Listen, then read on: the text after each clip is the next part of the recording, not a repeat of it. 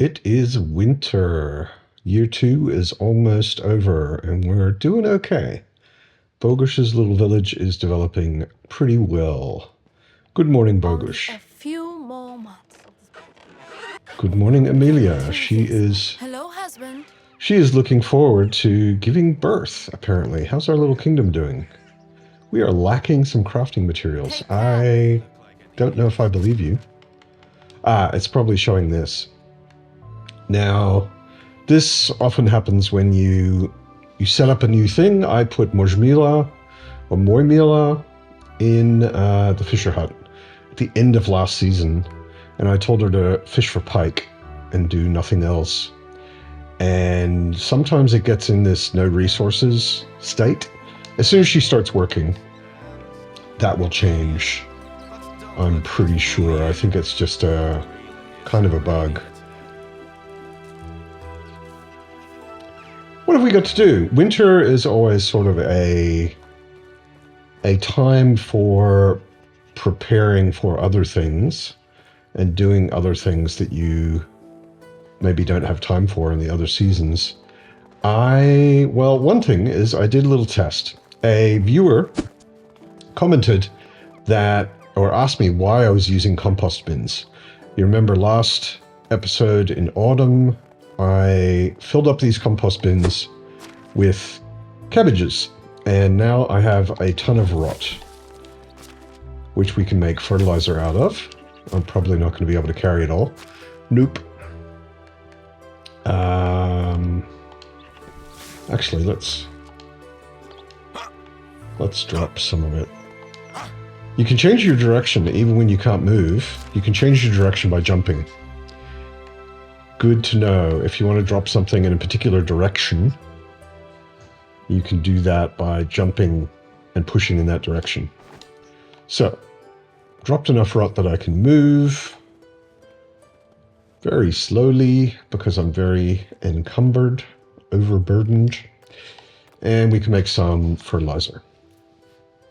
So a viewer asked me, why am I using compost bins and not just dropping the cabbage on the ground? And he was right. You can just drop things on the ground. Basically, the way it works is you get as much fertilizer, you get as much rot when you drop, for example, cabbages. You get as much rot as the dropped item has food value. So I'll show you that in a sec.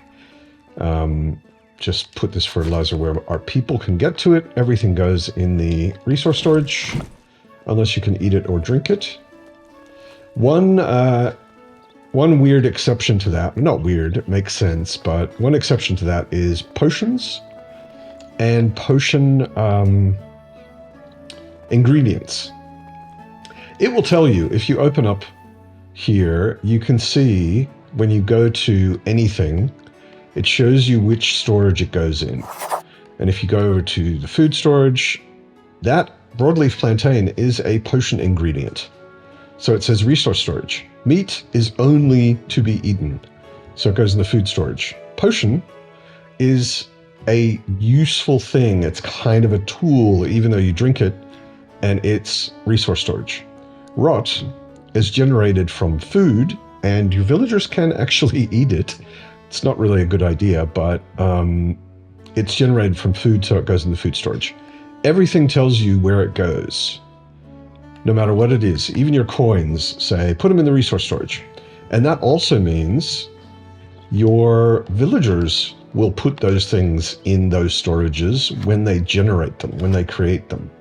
So if your villagers are cooking, their food will go in the food storage. If they're making potions or cutting logs or mining stone, it will go in the resource storage. So anything you can eat or drink, except potions and potion ingredients, goes in the food storage. So what my viewer asked me is, why am I using compost bins? Just dropping it does the same thing, and I wasn't absolutely sure it did, but I did a test and it does. I put down 400 cabbages. Cabbage has a 4 food value. So 4 times 400 is 1600, and it turned into 1600 rot, which I cannot carry and move. So I'm going to drop as much as I need to. I'm carrying some meat, put it in the food storage, and I'll go back over and make fertilizer out of all of this rot, and then we'll move on. So winter is good for, because you can't plant anything. I'm a bit micromanagey All right then. with my villagers. So I don't like farmers to have nothing to do in the winter. So I usually put them on other jobs. As soon as we finish this fertilizer... Oh, wait. No, I didn't want to do that. I wanted to go to the resource storage. After explaining how the resource storage and food storage works, I was trying to put fertilizer, which you can't eat and wouldn't want to. I was trying to put it in the food storage. Don't want to do that. Actually, I might check. Am I carrying anything particularly heavy? The pickaxes are kind of heavy, but I'm going to need them in a minute. Ah, the simple tunics. Get rid of those, and that helps me a little bit with my carry weight. Ah, wait. I'm forgetting where I was. So there's a little rot left in the food storage. Only a little. That will only make 3 fertilizer, but I may as well clean up the last of it. So fertilizer is 1 fertilizer for 10 rot. And it's 1 fertilizer for 2 manure. So obviously the manure is a much better deal. But we had so many cabbages, we may as well turn it into fertilizer. I think where we're at is we've got 6 fields at 50 each. So we've got 300 field plots, which means basically we want 300 fertilizer at least each season, except winter. Winter, it doesn't matter because we're not planting anything. We're not harvesting anything. If we look at our fields, they are all planted with flax. With rye. You can tell because we've named our fields and they say flax, cabbage, rye, except for oats rye and onion cabbage rye. They're all basically flax, cabbage, rye, but all of them have rye at the end, which means rye plants in autumn. You can also look it up by just looking in here and seeing that what they are growing. Those icons can be really hard to read and know which one's which. I've been playing this game for a long time and I still look at that and think, wheat? I don't know. Is it rye? I'm not sure. The icons could do with a little work, but basically you can go into the field and, for example, you can open this up and you can see wheat plants in autumn, rye plants in autumn, grows in spring. We're not growing any wheat, so it must be rye. Anyway, we got the fertilizer done, so we have enough fertilizer for the entire next season, which is great. It's not a bad idea for us to go make a little money, although if we look at our inventory, we have 11,000 coin at the moment. So we're actually doing pretty good. We're not really in an urgent need for money, which is fine. I don't mind that at all. Let's think for a minute. We could go and clear out the mine again. You can do that once every season. I might do that at the end of the season though. We can also go sell more. We've got a whole bunch of tunics that we can sell. If we want to make a little more money, like I said, we're doing okay for money, but why don't we go sell those, just that we're keeping up with our production and selling our production. And, the other thing I was thinking about, which I almost forgot. Hold it. I was thinking about building a chicken coop, or a hen house, I think it's called, officially in the game. Yeah, I don't have a hen house. What do we have for houses? We have a woman alone in a house, another woman alone in a house, a man alone, and a man alone. So we could hire 2 women and 2 men and put them in houses we already have, which is not a bad thing. It's also good to check jobs. We have a full excavation shed. The well, we don't need anybody on the well.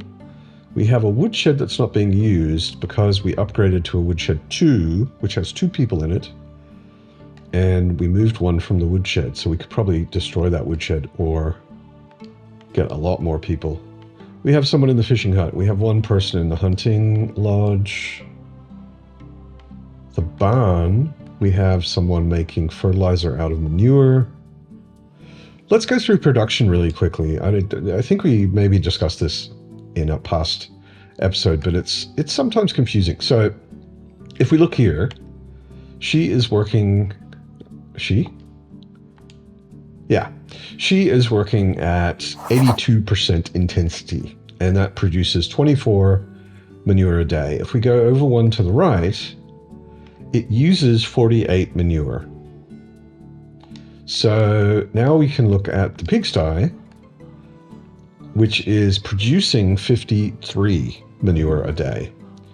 So that's why the barn lady is only working at 82% efficiency or intensity, because if she was working at 100%, we would run out of manure. We're producing 53, we're using 48, 44, 49 a day. So we're always staying a couple of manure ahead of fertilizer production, which is good. Donkey shelter, we don't need anyone on it because all they do is feed them. They don't collect manure or do anything else useful. Kitchen, we've got 1 person in there. Sewing hut and smithy, I generally early game don't worry about putting anyone in there. And the workshop, all 3 of these, I leave them empty because all they do is use resources to make things I don't need. And I can make the things like the simple tunics that we have to sell, I made those in a minute. Whereas a sewing hut, they're going to produce like 2 a day, and it's going to take them many seasons to get anywhere with them. So everything there is looking pretty good. What we might do is ride into town, sell some simple tunics just to get rid of them and to make a little more money. And then because it's winter, I often like to do quests in winter. So I think this might be mostly a quest episode. So I guess if you're worried about quest spoilers, you should wait until the next episode, perhaps. I also see on the compass that the bandits. Oh man. Bandits who put up a really good ambush where I wrecked my donkey. Oh, and I don't have my stuff. I don't have my weapons. I totally forgot my weapons. I've probably run far enough and the bandits have given up. Oh no. Kill that bastard. He'll give up in a minute. If you run far enough away from their spawn point, they will eventually give up and go back. Yeah. Okay, so I guess it'll be an episode of clearing out bandits and doing quests. Come on, Bill. Let's go get equipped. So at this point, I don't have any armor. And I don't have any weapons that are really considered weapons, like a sword or something. But that's okay for now. These guys are weak. You could see in the name that it said weak. cutthroat. And that means they're not that much of a challenge. So I want a bronze axe. I want all the iron arrows. I want all the poison arrows. I want a good recurve. I'll take the rich hood as well and the warm hat, just that I look like I'm in winter. Take the bronze knife, take the copper arrows as backup. And then we go into our inventory. First, I'm going to equip this and that. And that goes here, and the recurve bow goes at the top. Why do I put the recurve bow in 5? Because when you open up the wheel, it's default on 5. So it means you can basically open the wheel, hit the button immediately, and it selects the bow. I want to...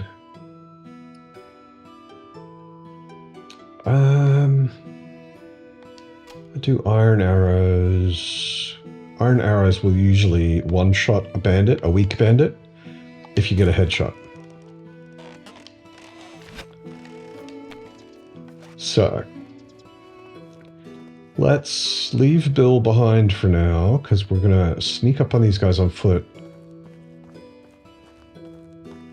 And let's see if we can take them unawares. I might be able to get 1 or 2 kills straight away without them knowing I'm there.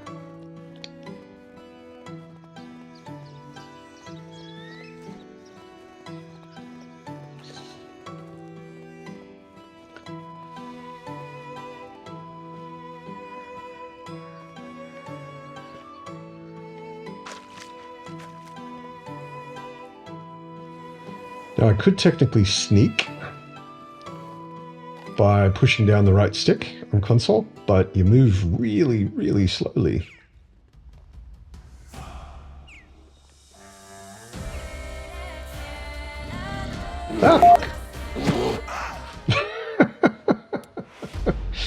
Ah! Yeah,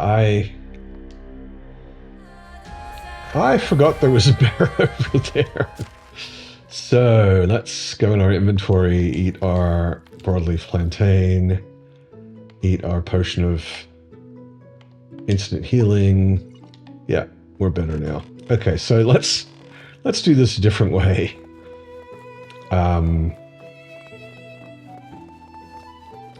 Let's do this a different way.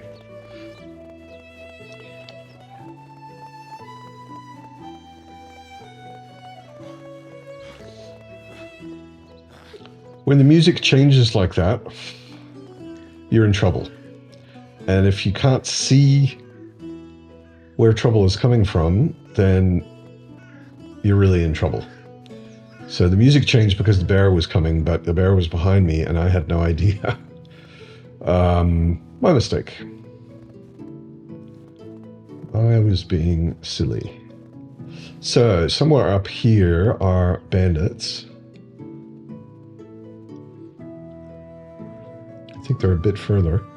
They made a really good ambush. They threw stuff down in the road so that I couldn't ride through quickly. Ah, and there's a wolf over there.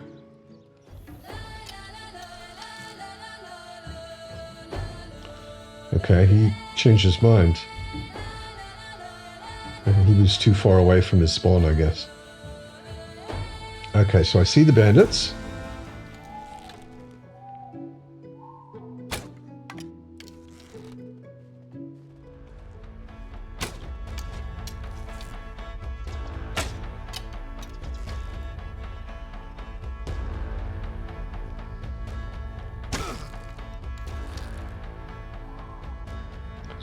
Ah, man.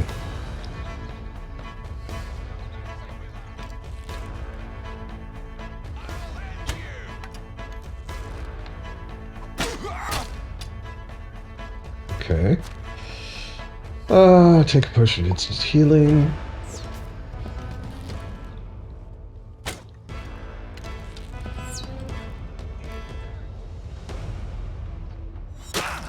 Ow. Man, I'm not doing good. I'm also going to take a potion of stamina and a potion of strength because I will hit harder and I will be able to keep my bow drawn longer. I'm just going to let my stamina regenerate.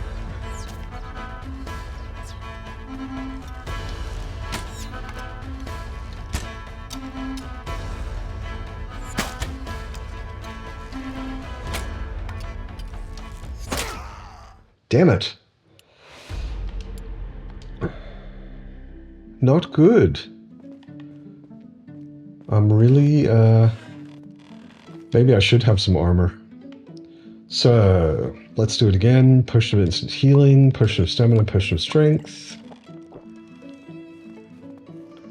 And go get those guys. I hurt them, but I just wasn't landing headshots. It's kind of important to land headshots.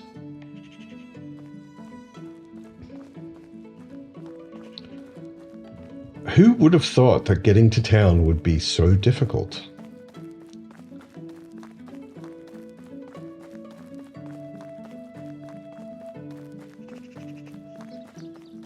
Let's go up this side this time, make it a little harder for them to get to us. I think there might be one hanging out over on this side, and he went over to the other side, and they were both shooting at me. Yeah, here he is.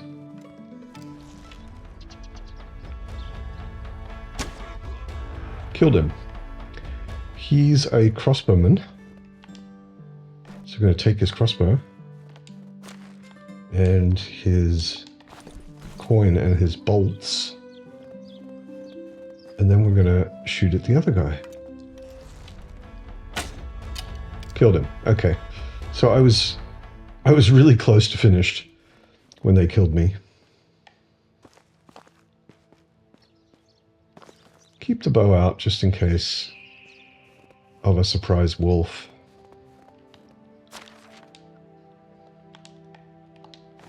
And unlike animals, I mean, of course, you don't skin cutthroats, so you want to search around their bodies, or stuck in their bodies, you'll find arrows. So if you want to get your arrows back, you have to... Whoop, this arrow is rolling away. Yeah, if you want to get your arrows back, you have to search their bodies.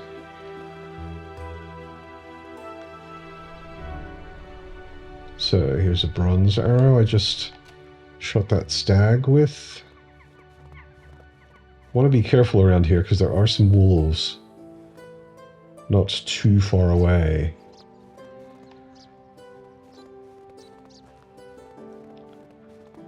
And they, as we saw in an earlier episode, they will take advantage and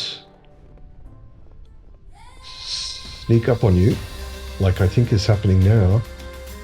The music just changed. There's a wolf. Got him. One shot.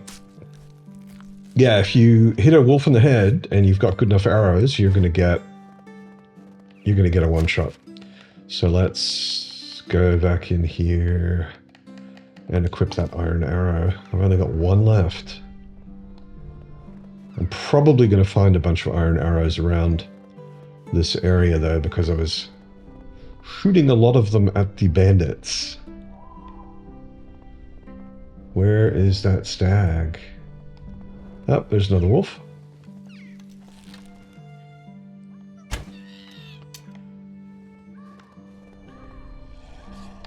Another dead wolf, that is.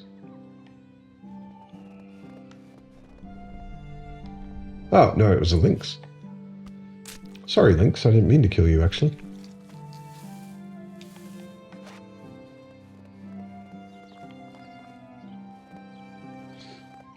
I got the colors wrong. When you use Inspector mode and you have the Stalker skill, you will see animals in colors. If they're green, that means they are I don't need those. That means they are passive animals. They will not attack you no matter what happens. And if they are orange, they are defensive animals, or what I call defensive animals, meaning that they will attack you if you mess with them. Sometimes it means if you get too close, or if you hit them but don't kill them, they will attack you. And red ones are aggressive animals. They'll just try and mess you up no matter what if you get too close. And I just looked over there and thought that that guy was a red animal. Thought it was a wolf, basically. And it was not a wolf, it was a lynx. Whoops. Here is a wooden crossbow. I think that's the one that I forgot to get a couple of seasons ago. This guy's got a copper arrow. He doesn't have anything to loot. And there's probably some loot in their trap because they turned over a... Oh no, it's empty because it's just a trap. Yeah. Wow. Tricky guys, these bandits, sometimes. Come on, Bill.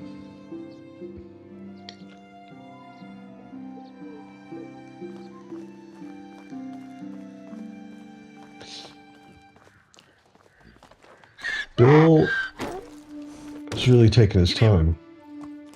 Let's go, Bill.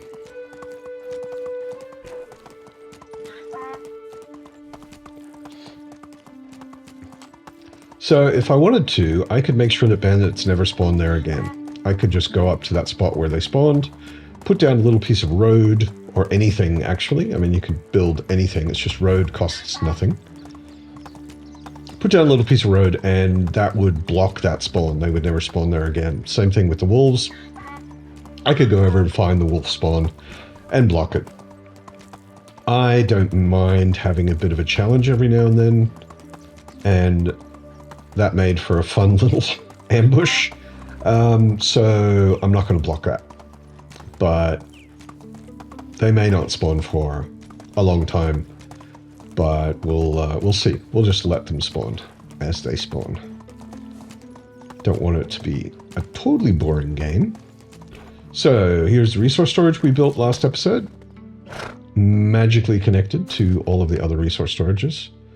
And pick up the simple tunics to take to town. While I'm in town, I might sell all of the stupid arrows I have and buy some iron arrows.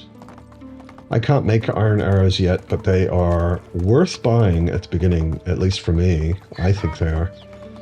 Because they just hit a lot harder than anything else. All of you spear users... Well, let me do this quickly, and I'll tell you about spears. Copper arrows, I don't want. Have some simple tunics. Or actually, I'll buy from her iron arrows first. Then she has lots of money. Iron arrows. So, like I said, they're expensive. I'm just going to buy 10. Maybe I'll buy 20. But we're not really worried about expense right now because we can just sell her a bunch of simple tunics and get all of our money back. And make a bit of a profit more than that. So, go back down to the market. I wonder when the new supplies are going to come. How is life? There's Balim. Oh, actually, we've got wooden bolts and crossbows. And we can sell him some simple tunics. And do we want anything from him? Maybe cheese? He doesn't have cheese, of course.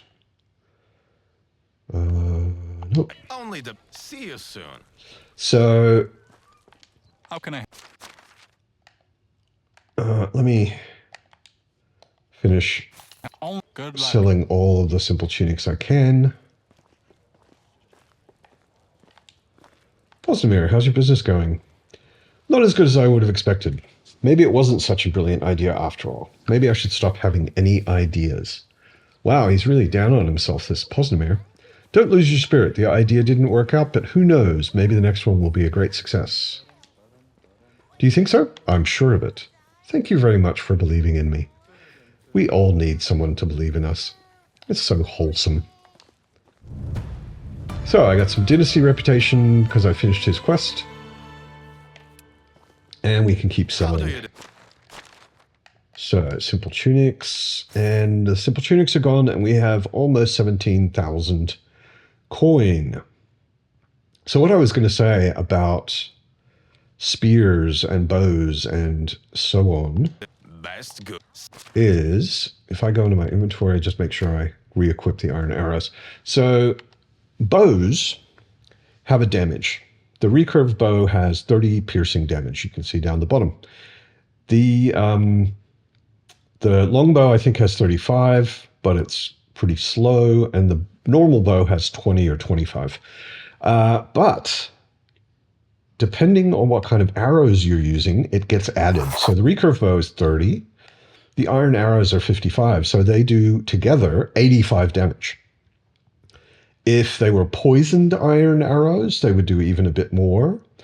But you can never get a spear up to that. So 85. Oh, and I got a new level in diplomacy. Let's go into diplomacy. The thing you want in diplomacy, probably first after diplomacy knowledge, which increases your experience gain, is barter. That gives you 10% better selling and buying prices. And at the end, it gives you 30%. So for each point you put in it, it gives you 10%. It's really useful. So, got that. If we go to Unislava, who sells weapons, and we look at, for example, a spears, bronze spear. So a bronze spear is pretty good. The only thing better is an iron spear. So let's look at an iron spear. Iron, arrow, iron, shovel, sickle, spear. An iron spear does 75 damage. A recurve bow and iron arrows do 85. So they're automatically basically better. They also, a bow has much more range than a spear. It's also, I believe, quicker to pull it back and shoot than it is to pull a spear back and throw it. I'm not sure. I don't really use spears, so correct me if I'm wrong. But yeah, an iron spear is not nearly as good as a recurve bow with iron arrows. The other thing is crossbows. So the best crossbow is an iron crossbow. It does 55 damage.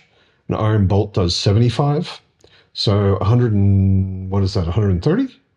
130 damage. So better than a recurve bow with an iron arrow, but much slower. The iron crossbow is super slow.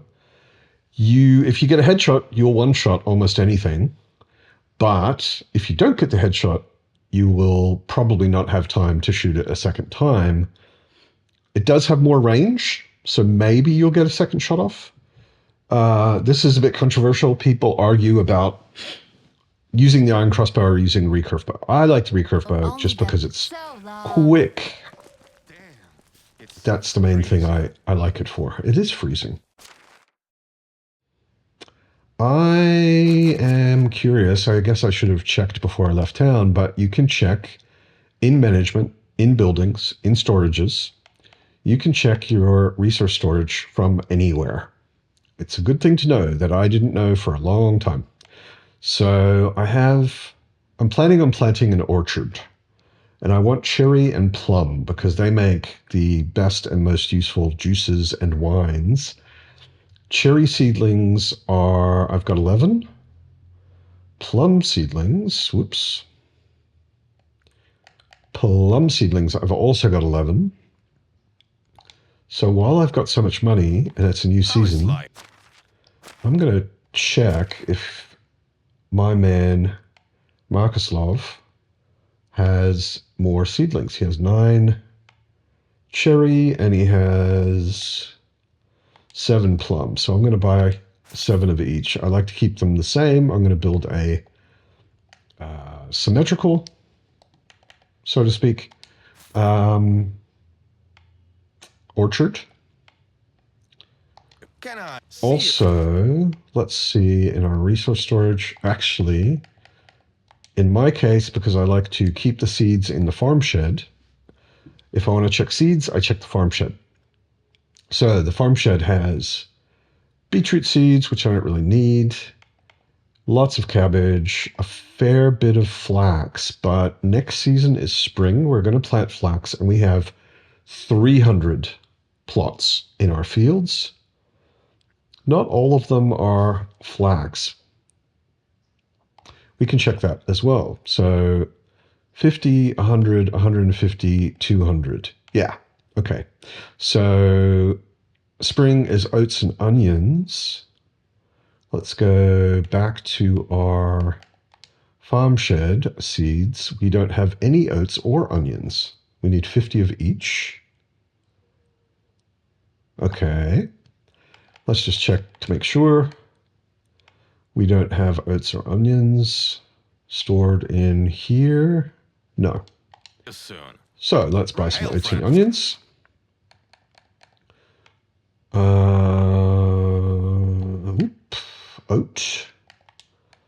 Oats 50.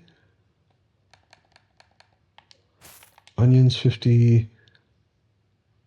And once you do this once you buy seeds for something you want to grow, one time, you'll never have to do it again. As long as you don't sell your seeds. You will pretty much always have enough. Can I interest you in some of my wares? So long. So that should be good. Let me just check if there's anything else. So we've got oats, rye, onion, cabbage. We've got more than enough flax and cabbage seeds. We've got rye, I believe. Have we got lots of rye seeds? No, we don't, because we made too much. Oh, wait, no. We just planted rye. We're going to harvest rye, and then we'll have 1 million seeds. So we're good. I might talk to the herald again. Oh, it's you again. What does the king desire? The bandits are becoming more and more rampant, threatening the safety on our roads and our forests. Anyone able to wield a weapon and help to stop the spread of this crime plague shall expect His Highness's gratitude. Okay, I'm curious how many I have to kill, but I'll take it. Get out, you outlaws. Because we've got, essentially, take out a bandit camp. Oh, okay. So that's not too bad. That's not too bad at all. We may put on a little armor. Let's check out here. Sometimes there's a guy camping right here, and you can recruit him. The other thing we wanted to do was chicken coop, and maybe some other quests. So let's see if there's anything here. 3 fishing spears. I can take that. Sticks, planks, logs. I can take that. Bronze scythe. I can take that. And more beetroot. We don't have any beetroot, I believe. Let's just check in the food storage. We have 30 beetroot. The quest we need 39. We're not going to make that unless we buy some. Actually, we can just buy 9 from Posnamir and do a whole bunch of very easy quests. Hi, old friend. Prices. See you soon. See you soon. So, the only problem with taking out a bandit camp, really, is that it can be challenging to find one. I know where some spawn, but I don't know if they spawned this season.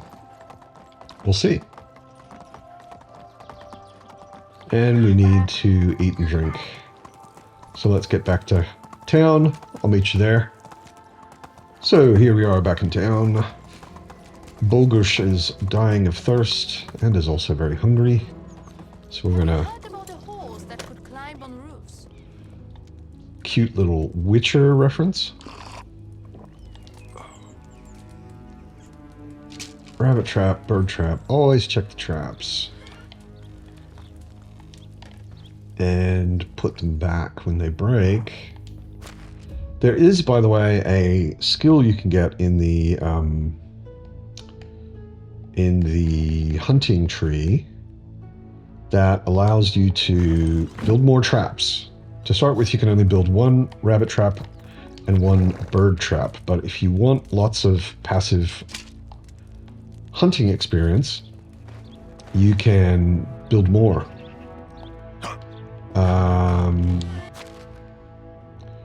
Let's see. There's lots of meat in here. Oh, I want to get the beetroots for that quest. You see that it says 9 and 30. That's because they have different conditions. 87.5% and 100%. And then they stack separately. I've got some stuff to get rid of. Run over to the barn. Put the seedlings in there. I'm just saving up seedlings at this point. Oh, wait. I guess that wasn't where I was putting seedlings.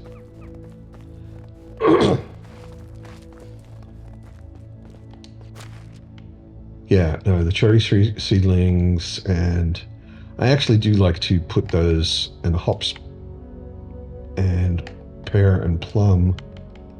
All of the other seedlings I like to put separately in the barn because putting them down is basically a farming thing that I have to do. And I don't know. I like putting them in the barn just so I know where they all are and that they're essentially separate from everything else. Plum tree seedlings. The grain and seed I will put in the farm shed. I realized I didn't put the hop plant in here. Did that.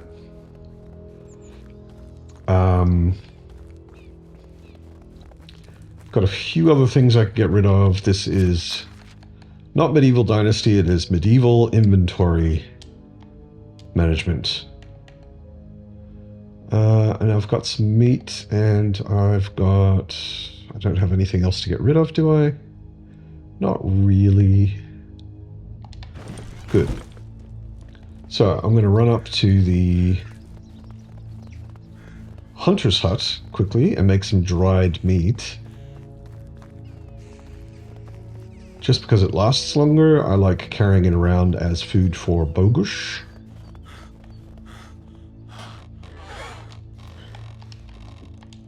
Dry all that meat I got.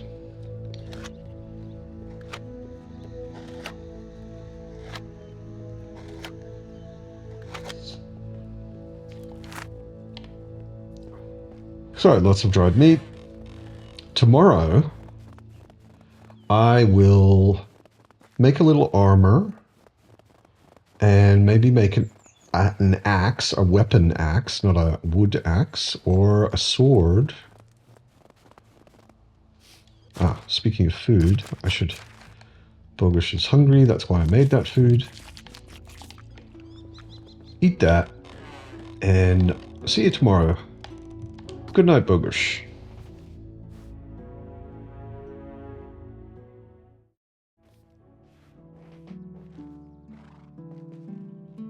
Oh, that's kind of a bad sign. Bogush was sleeping in the single bed. Is anything troubling you, my dear? But I still have 100% affection and her mood is 43%, so that's fine. We are running trouble-free. Good luck. Thank you. It's good to check in every day with the wife, just to see how her affection and mood are doing. So let's look at those. Let's look at those quests that we got. We need 3 fishing spears. We need sticks, planks, and logs. Let's pick those up first. You see it in the upper right.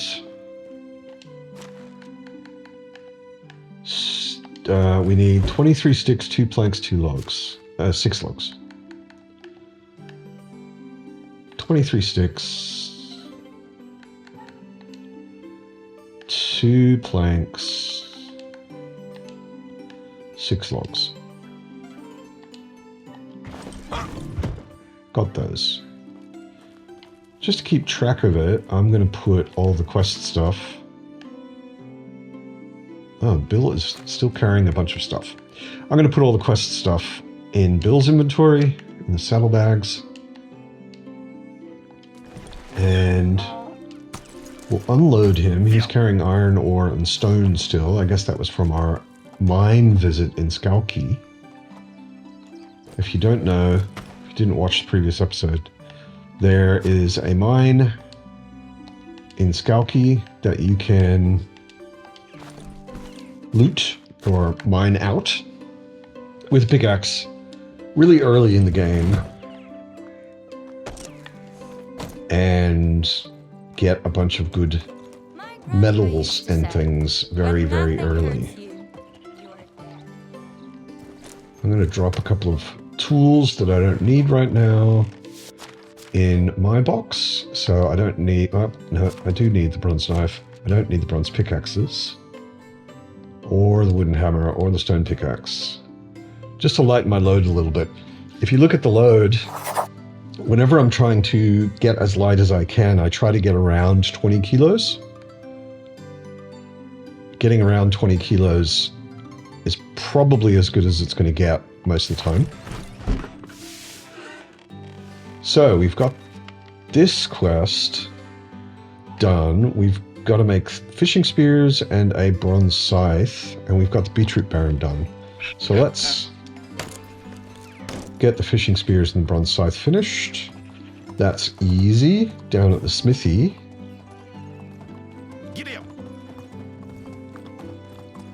We've got everything we need for that. We just need to make them. So 1 bronze scythe and 3 fishing spears.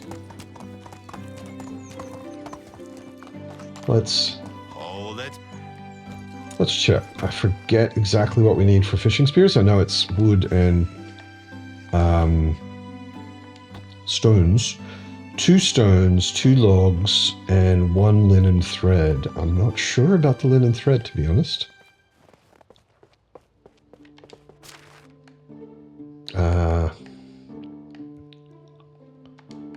2 stone, 2 logs, and 1 linen thread is enough for that. And I think a scythe, we need 1 more log. I think. Let's take 1 more log and see if we can make all of this stuff now.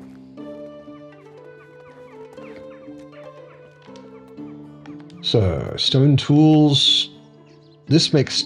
Oh, that's right. It makes 2 fishing spears.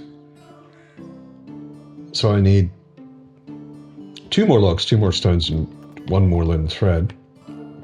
To make a bronze scythe, I need 1 stick, 1 log, and 2 bars. So let's get 1 stick. Got 3. And 2 more stones and 2 more logs.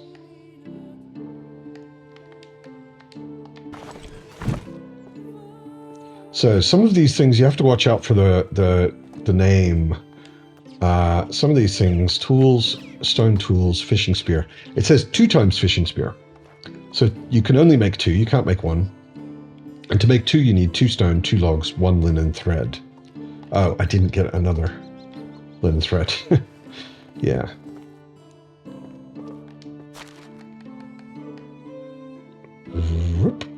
Linen thread, 1. Yeah, so some of these things, most things that you can make in the smithy or anywhere, it just makes 1. But this one, it says 2 times fishing spears. So we go there and we go Oops, I just made 1. Which gets me 2, but only 3. So I'll do it again.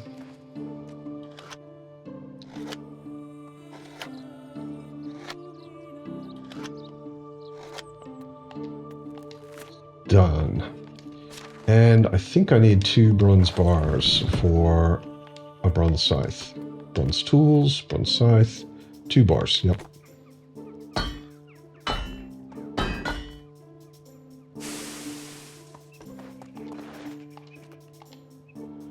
So, we can give Bill... by the way, you can do it this way. You can open his inventory and then transfer it that way. Or, no matter where you are, even if you're very far away from him, and this is a this is a weird little trick for getting rid of things that you're carrying, you can open your inventory. And if you look down the bottom, it says transfer to mount. And I can... Oh, now it says you're too far away. It used to be... They didn't have a distance calculation, so you could transfer to your mount from basically anywhere. Okay, now that I'm closer, I can transfer 3 to Bill. That's done. I'm just going to get rid of that 1 extra. Put it in there for our fisher. Now we are not carrying, we're carrying sticks, which we don't need. Now we're not carrying anything that we don't need. So I'm going to check, and this is something I have not played with very much. I'm going to check what weapons cost. Bronze weapons. I could actually make iron. I didn't realize I'd already unlocked it. I just need to pay for it.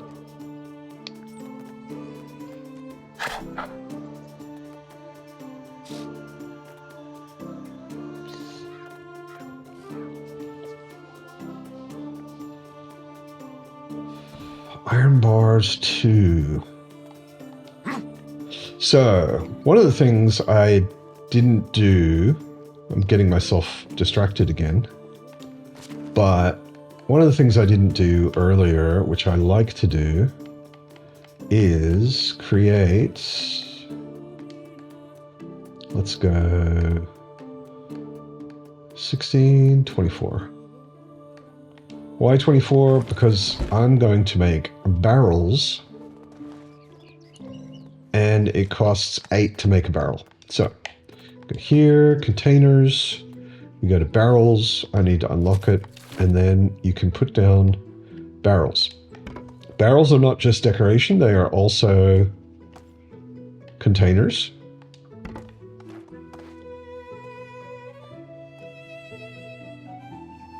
And when I've got some of those, I may need Bill for this. I'm not sure how much it is and how much it takes, but I'll just get Bill just in case. So I want to take all of the copper bars, all of the copper ore, all of the iron ore, and all of the tin. There isn't any tin. That's fine. And I'm carrying it fine, so I don't need Bill. Yeah.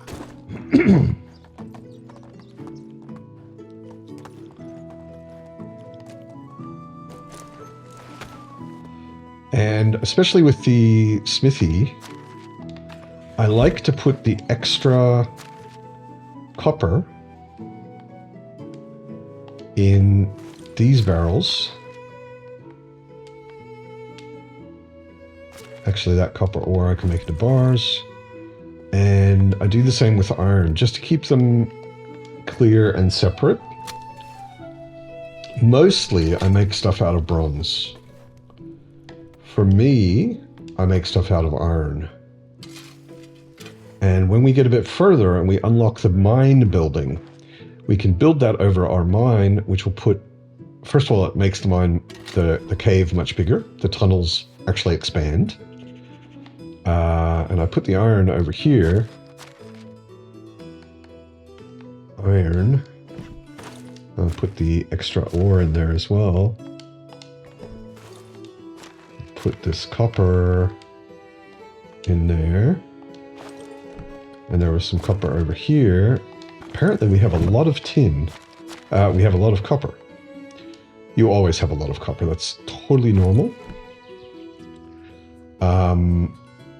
So what we want to look at is making weapons and making armor. Isn't the armor? Ah, yeah, armor. So iron armor. We're going to need a lot more bars than we have. So we might have to try this without armor. Could make bronze armor, but we haven't got that much bronze either. We could get ourselves a helmet and the armor itself. Weapons. Let's look at, whoops, iron weapons. I want to make an iron battle axe. It's 2 bars and 1 log. We've got that, no problem.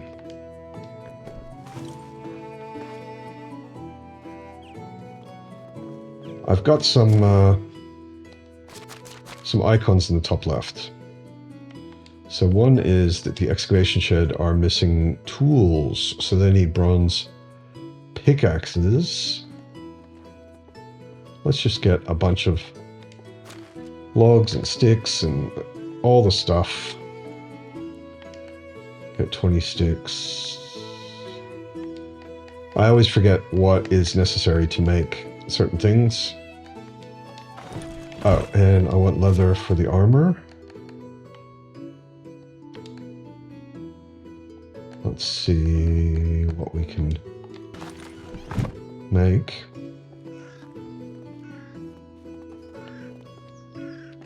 First of all, let's, I picked up way too much.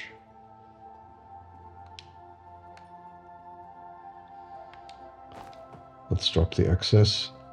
Let's make 4 bronze pickaxes. That'll keep our miners happy for a little while. And let's make armor, bronze. Unlock this, make one of those.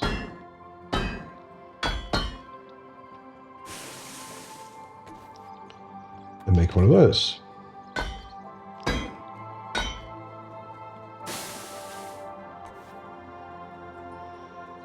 And we may as well... We've certainly got the bronze for it.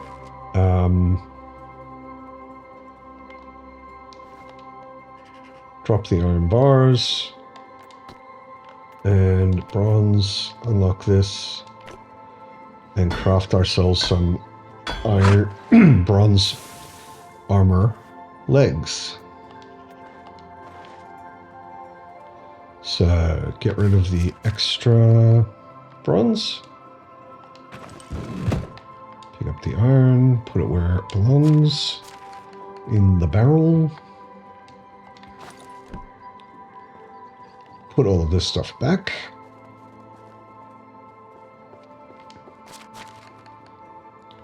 Leather, logs, planks, sticks. And let's have a look at our armor. If we put on the bronze armor and the bronze helmet and the bronze leg wear, we're looking like this. So we're a bit tougher than we were. Oh, I forgot to drop the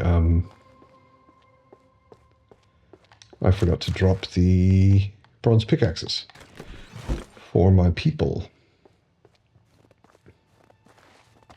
So the thing about the armor, if we look down at the bottom left.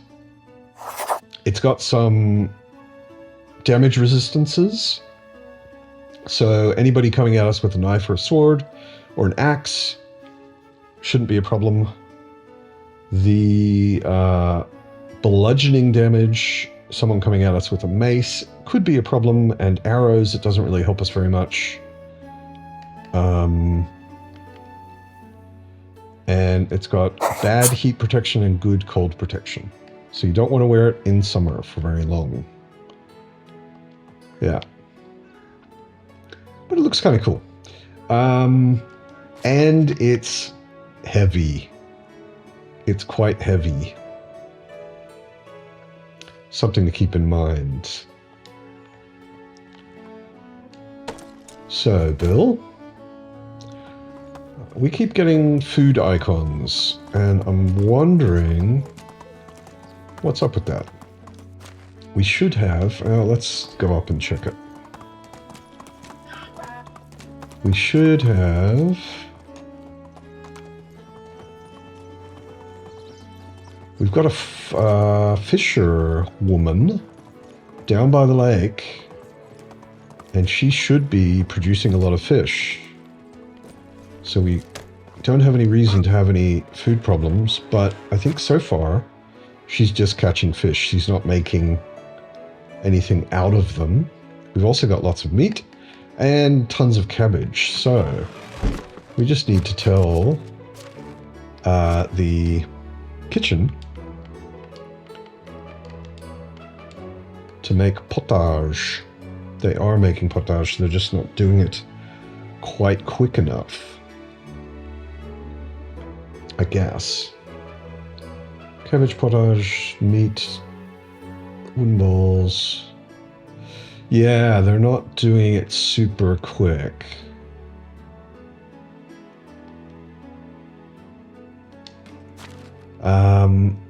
Let's also, not animal husbandry, hunting. Let's, it shows you here there's 3 fish meats, but you can see that one of them is roach, one of them is perch, and one of them is pike. So let's do pike, because that's what she's been fishing. Let's, and it's fish meat times 7 if it's pike, which is why you want to do pike. Let's do 1 pike a day. So this will basically mean that she's keeping up with herself. Right, so she's doing 1 pike a day, and she's doing 1 fish meat times 7 a day. Yeah, that's basically a good mix, because she'll get 1 pike, she'll turn it into 7 fish meat every day. So then the kitchen, if we look at the food items, this is something else a viewer mentioned. Something that is useful to do is the things you're making, you can put them in an order. So if you hit Y on console, which I think is triangle on PlayStation, not sure what on PC, you can put it in priority mode. And it's not a bad idea to take the things that you have decided your villagers should eat and put them at the top in the order you want them. First of all, it's just convenient because you can see them. As soon as you open food, they are there. And otherwise, it also just makes really clear what are they going to eat first, what are they going to eat next, etc. So I'm just going to sort these quickly. Okay, so that's basically that. I sorted all of them. Basically anything I know that I will make and that I want them to eat or that I want to make sure they don't eat is at the top now. And they're sorted by value. Right, so if there is vegetable soup, they will eat that first. If there's no vegetable soup, they'll eat porridge with berries, then soup, then pottage, and so on. This actually belongs further up. And down here, I've got flatbread and flatbread with onion, which I usually make to make food. I want to make sure they don't eat those, at least to start with. So that's why that's there, and then it continues further on down. So that gives me a really quick way to see, as soon as I open up food items, I see the things that I actually play with and not the things that I can't make until the end of the game, which is all of these tarts and pies and so on. So, but I wanted to check what the problem with food is. So all I've got is a bunch of raw meat is what the problem is. And we're not getting nearly enough, pottage, not quick enough. So I want to I'll take all of that meat and cook it quickly. And that'll keep them going for a while. And give the cook a little time to catch up. And what we can do in that case, now that we've resorted all of our things, is first of all, we can put the meat in there. And then we can go back in here and we can pull roasted meat up to the top. If we want. Or at least above pottage. So they will eat that and give the cook a little time to make some more pottage. It's still not optimal. Because we're just not producing enough food quickly enough. But with our fisher now creating fish fillets, that should help out.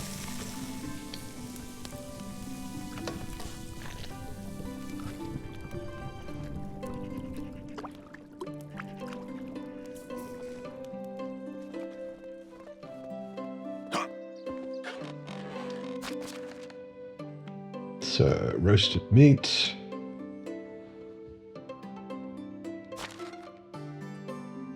Yeah, so they're happy with the roasted meat for now. Maybe I'll give them dried meat and I'll take that cheese for myself. Yeah. So they should be good for quite a while with food. So we want to go back down into town and turn in these quests just before I forget. And then we can concentrate on the banditos. I'll see you in Piastovia. So we've got to find Derwan, and there he is. Come here, Derwan. I've got a lot of quests to give you. Goodbye. Oh, yeah. I put all the quest stuff in Bill, and then couldn't find the option to turn in the quest. So, come here, Derwan. Hello there. Here are some fishing spears. Good, since them slackers from Astoria are too lazy to fish up their old spears from Lake's bottom, we can keep making money out of them. Here's your cut. Good luck. So it gives me a little, a fish, and some money, and some Dynasty reputation. Here's the stuff to renovate the town's walls. I'm sure it will. Thank you. Your contribution is ensuring public safety won't go unnoticed anytime. Goodbye. Little coin, little Dynasty reputation. How is life treating you? I've got the scythe, although I have to say that the note's handwriting gave me the creeps. I know, the man who gave me this note was even more disturbing in person, very quiet and peculiar. Pale as a ghost and thin as a straw. I've never seen him before. Strange. I wish I had met him, or maybe I don't. See you soon. I'm guessing How do you do? that he may be Elric who lives in the swamp, but anyway. I didn't know we had a baron, and not just any baron, but a beetroot one. Teamwork makes the dream work. Me neither. No idea why anyone would buy beetroots in bulk, but he pays well, and as we speak about payment, here's yours. Thank you. See you around. can I help you? So, Goodbye. if we look in the journal, everything's finished, and we have take out the bandit camp as our quest. The Beetroot Baron, by the way, that quest was called Beetroot Baron. There is a Beetroot Baron. There actually is a Beetroot Baron. You can meet him on the road, kind of randomly.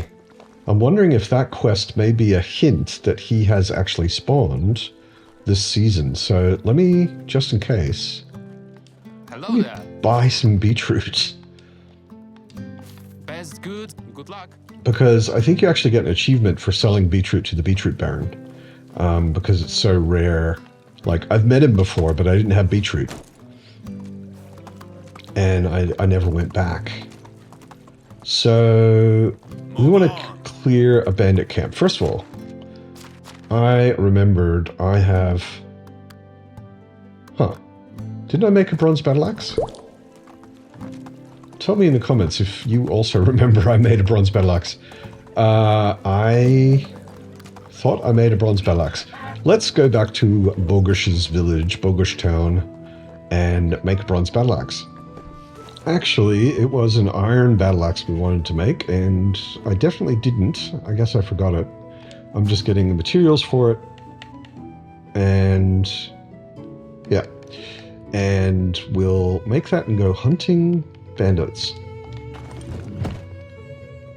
So it's good if you're going to fight bandits. Well, if you're going to fight wildlife as well, it's good to have a good ranged weapon, but also a good melee weapon, because of course once you shoot them with something they will rush over to you. So now I have a bronze battle axe, or a iron battle axe, sorry, and I'm going to put the iron battle axe in the top where it's quickest and easiest to select. And I'll put my bow, because usually you have time to select your bow. On PC you can just hit a number key, which is much quicker and more convenient. But on console it's kind of a pain in the ass in the middle of a fight to switch weapons. So there's our battle axe. But most fights will start with a bow. So let's, it's starting to get dark, so we might actually sleep on it and go hunting for these guys a bit later. Doesn't matter if we get it done this season. I'll show you in a sec. For King's Quests, you have 5 seasons to do them. So it's not a rush. For most quests, like for story quests, you have no seasons. They're unlimited. They don't expire. You can do them whenever you want to do them. For notice board quests, they are always 1 season. You have to finish it in the season where you pick it up. And for most other kind of secondary side quests, they're also 1 season. So you don't want to take too long with those, but for the King's Quests, you always have 5 seasons, so you can take your time and do it when it suits you best.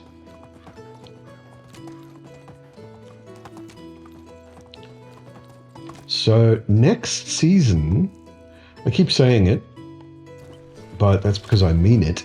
Next season, we should be getting some of these trees back, which I'm really looking forward to. Let's light the fire for everybody.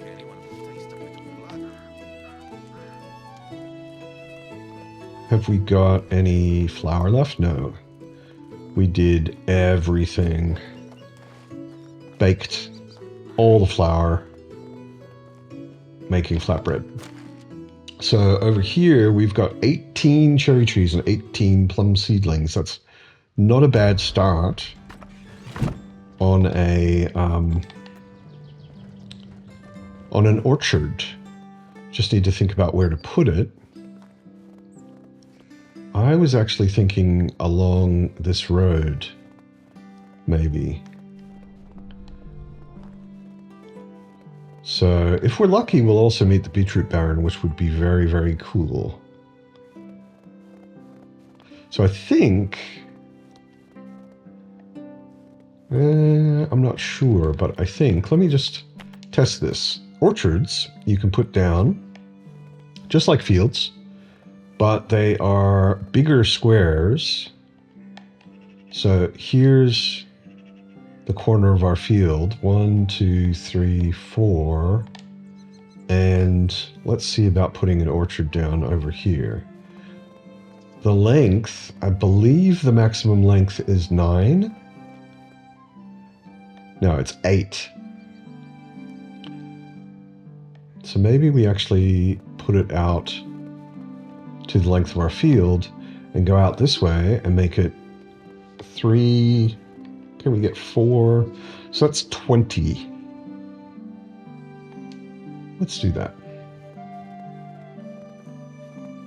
That's a 20 size orchard. And over this side, if we take down a tree or two, we could put down another... Could we get 20? Probably not quite, because these rocks, they block building.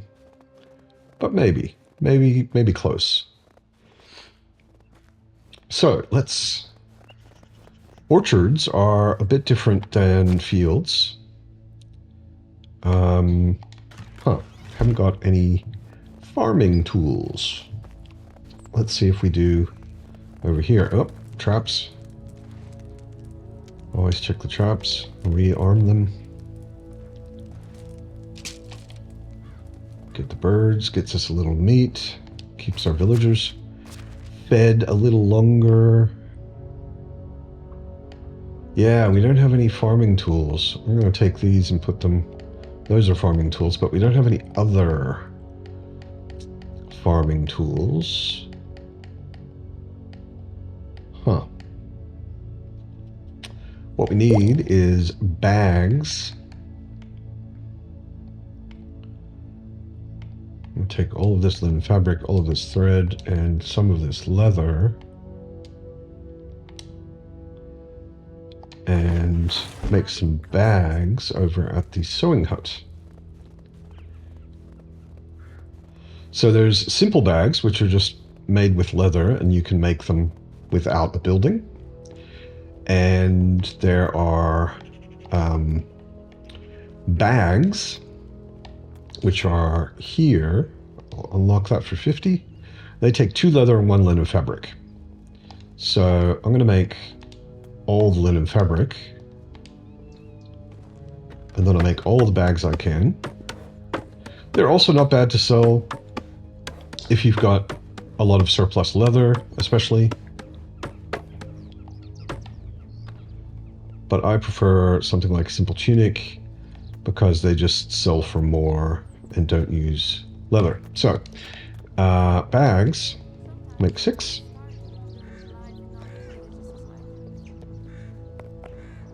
That should use all of our linen fabric.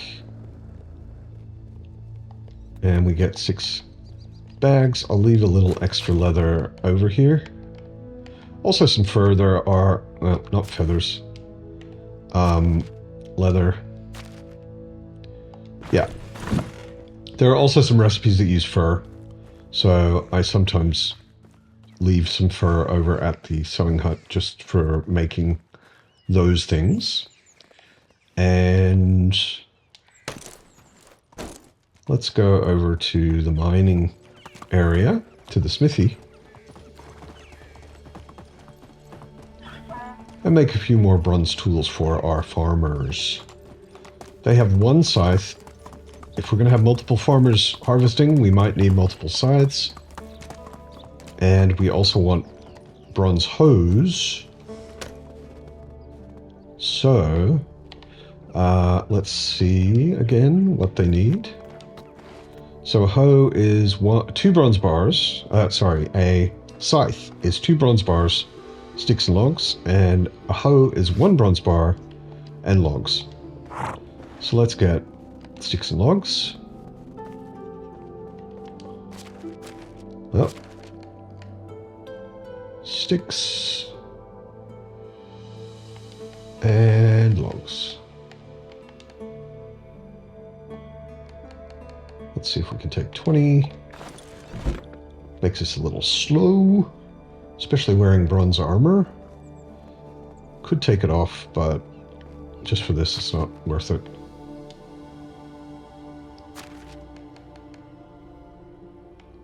Although it might be, actually. Let's take off our bronze armor into the hut there, and we can put it on as soon as we're finished. So, what have we got? Inventory. We've got 11 bronze bars. So, let's make 4 hoes.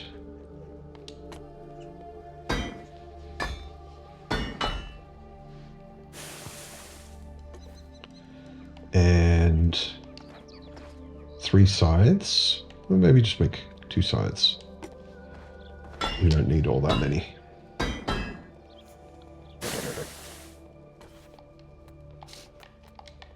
And put the excess back. I don't mind leaving some logs and sticks here either. Take those, the armor back. Put the armor back on. Whoops.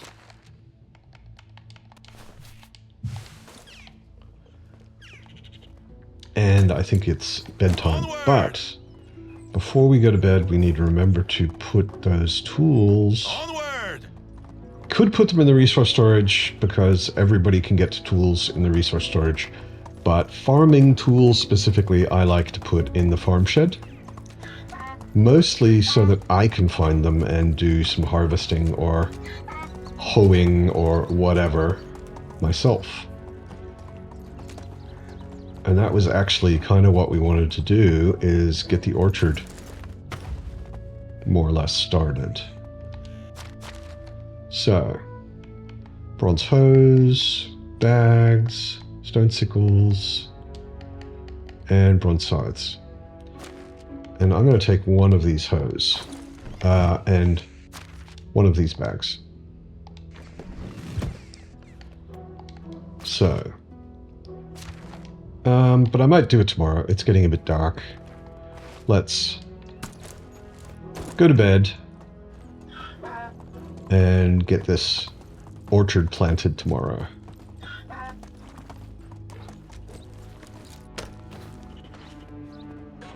Sleeping in our armor.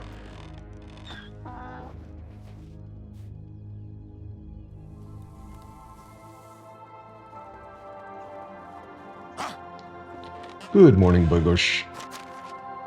And good morning, Amelia. Oh, she gave me something to eat. A little roasted meat. Very nice. How's our little kingdom doing? Trouble-free. You also have a nice day, baby. So, I've got some meat I can cook. For some reason, I also have some fish I can cook. Where did I get fish? Oh, I got a perch. Oh, that's right. Derwan gave me a perch. So.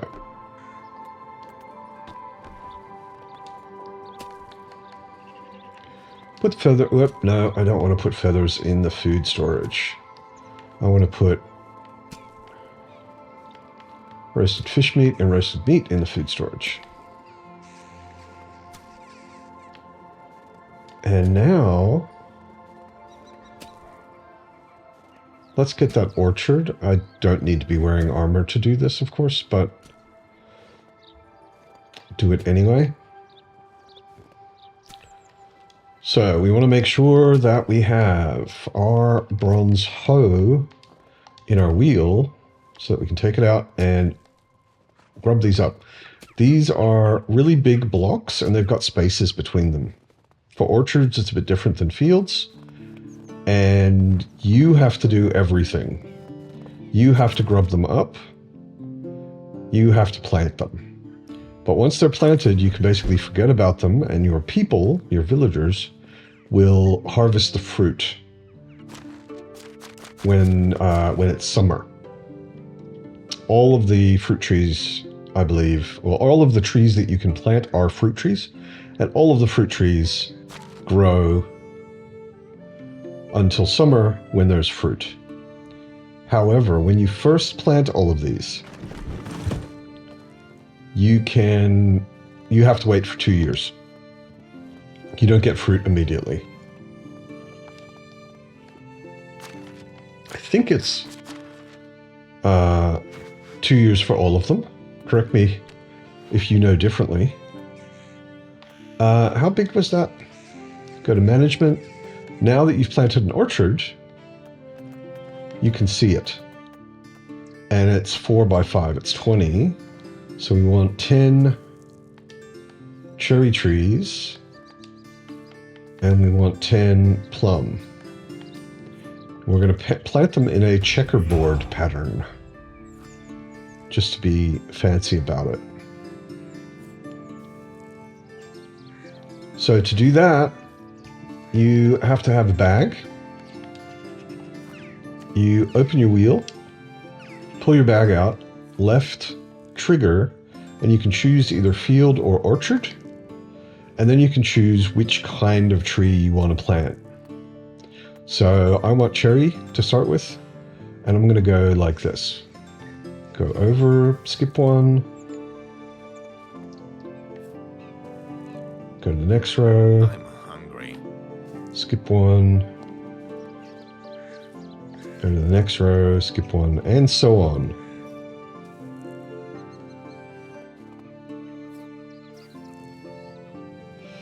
And when you're done with one, you can switch to the other one. I'll go plum and fill in the empty spaces now.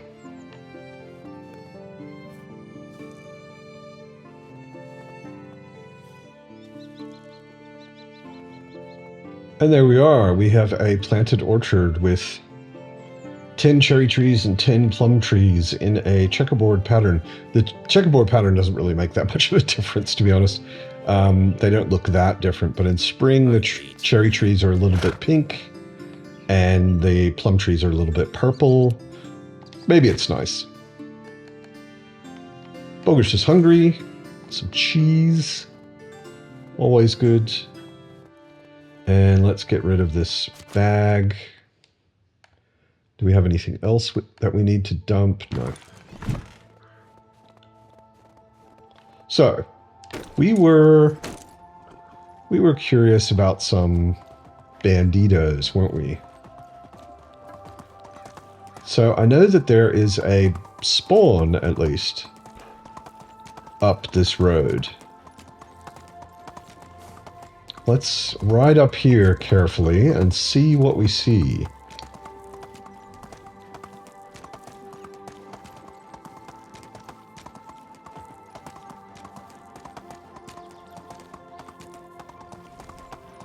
So essentially with bandit camps, there are random spawns all over the map, and they are fixed spots, but there isn't always a camp there.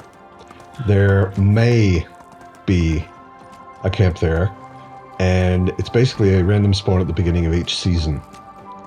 So if it's not there, it may be there next season. Or the one after that, or the one after that. Okay, so I've gone all the way up, and there's nobody there.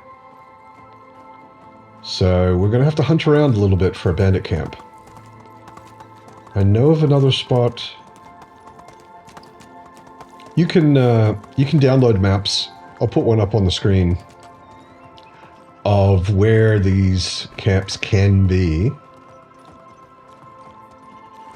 And you can ride all over the map each season if you want to and check them out. Some people do that. They do a circuit of the map looking for bandit camps. Bandit camps are cool because you get a little dynasty reputation. I think it's 5 for each bandit you kill. And you can loot a bunch of really good stuff. Okay, so that's also off the map. I am very west on the map.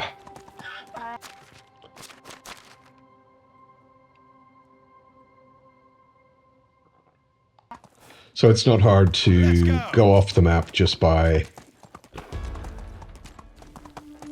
riding to the west. So no bandit camps there. I know of one north of Piastovia, so I'll ride over there and see you there.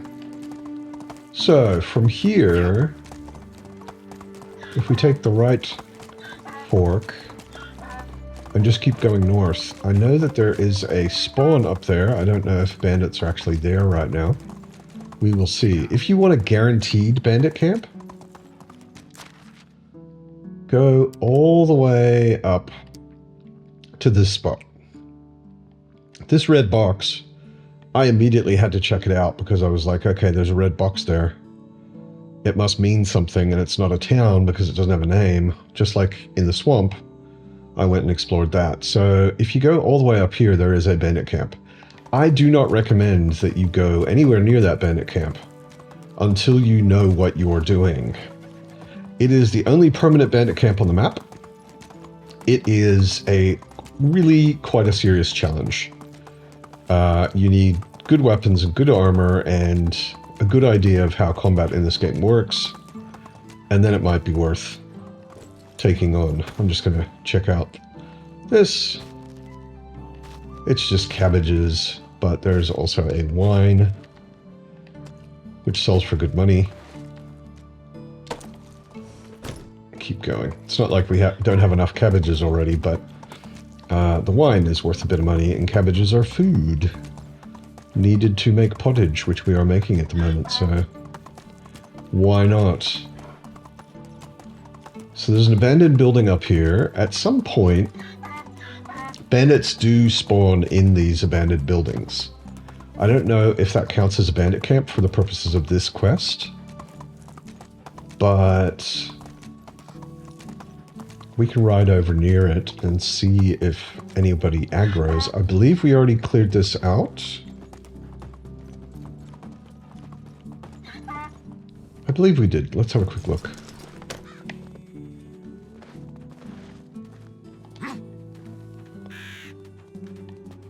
Empty chest. Yeah, it looks a lot like we already cleared it out. I forget. Yeah.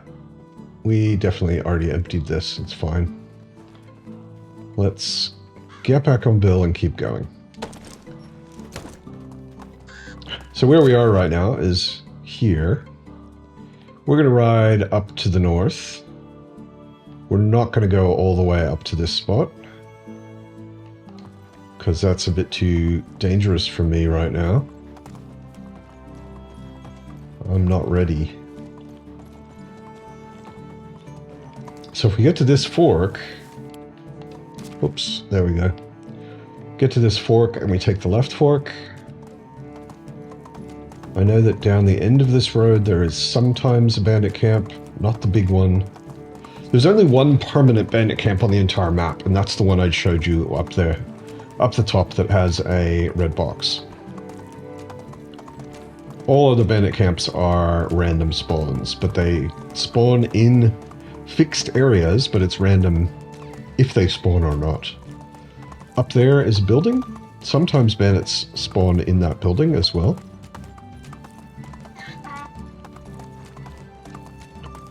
And I do not see a camp, although the draw distance may be the problem here. Sometimes right at the end of this path, there is a camp. I've encountered bandit camps there before.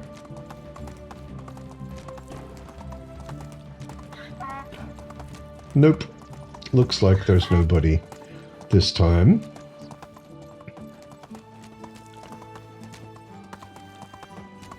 And if you look up there, you see the cliff, and right up the top there's buildings. That is the bandit camp that is permanent, that we don't want to go anywhere near at the moment.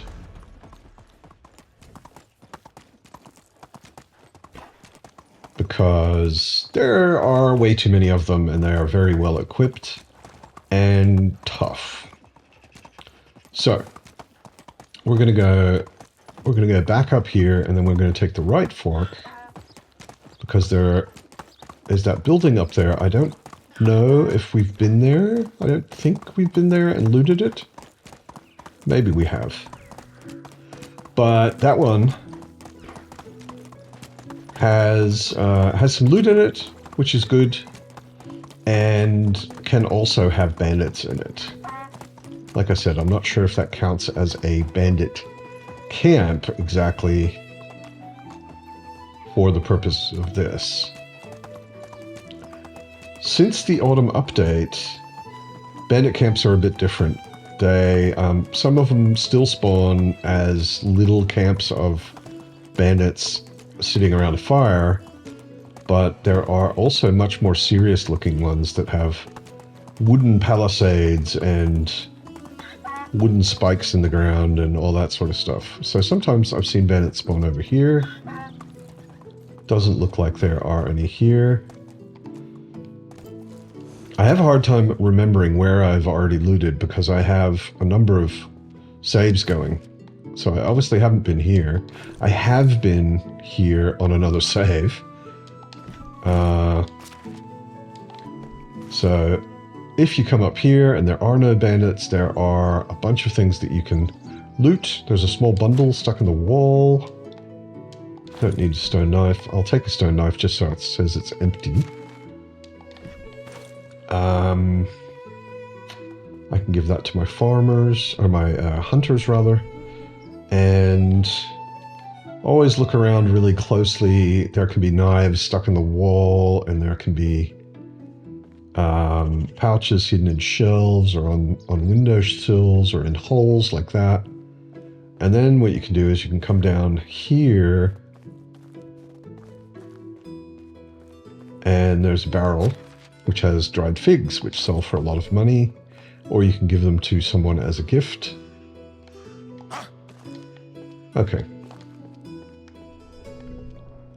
I think... I'm sure someone in the comments will tell me that I missed something here. And I probably did, but... let's keep moving. I know that there's a bandit camp spawn somewhere around here, but it doesn't look like it's there. You would be able to see it pretty clearly. So it could actually be that this season, no bandits have spawned anywhere on the map. It's random for each individual camp, or each individual spawn point. So it's very possible that absolutely no bandits are on the map. I don't know, it may be that the math for the random spawning doesn't work that way, and that there's always at least one. Or more, I really don't know. But yeah, it's very possible that there are no camps. So I'm just gonna ride around and see what I see. Here is a bunch of buildings that I know that I haven't been to. Which is cool, because there's stuff I can... There's a copper hammer, there's tin bars. Firewood, iron ore. Bag, straw. Yeah. Nothing crazy awesome, but some potions, some tin bars, very well hidden here. Inspector mode unfortunately doesn't show them to you. Windowsills, anything. Let's search around in first person view. Blocked door.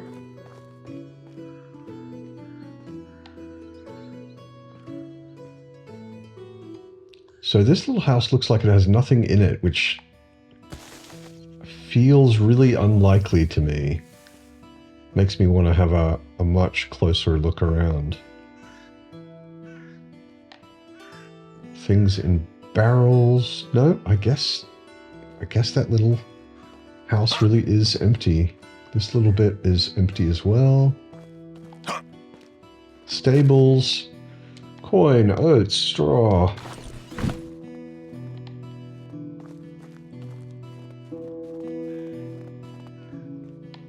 Stables, it looks like there's a bunch of firewood lying on the ground, but it's not.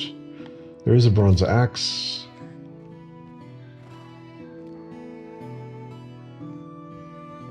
And it looks like maybe there's nothing else. It's not firewood. There's nothing lying around. This one, I bet, a very observant viewer is going to tell me I missed 10 things. Because it seems like there's got to be more.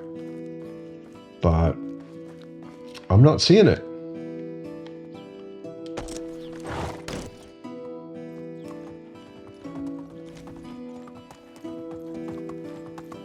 Let's continue in our quest. We're over here now.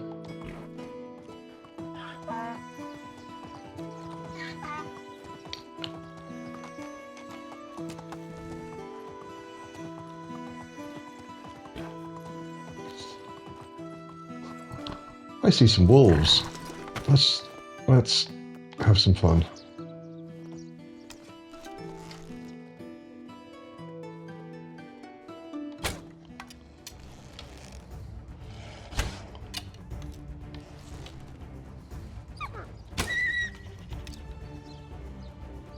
Killed one.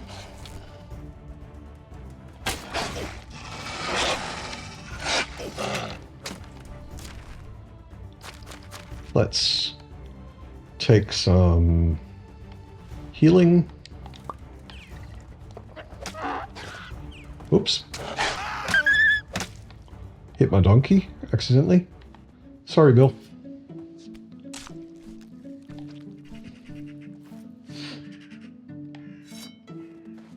Yeah, Bill.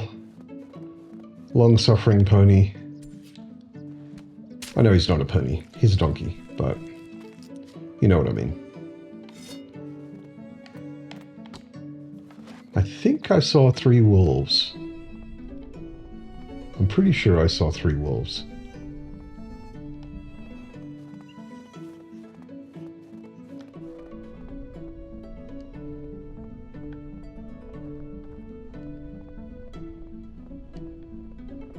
Oh, yep.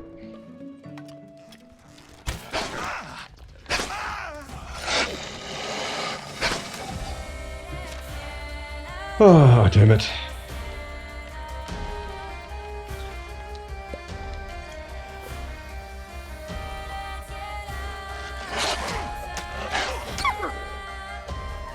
Okay, so the iron battle axe does some good damage. So that's the wolves taken care of. Where's good old Bill?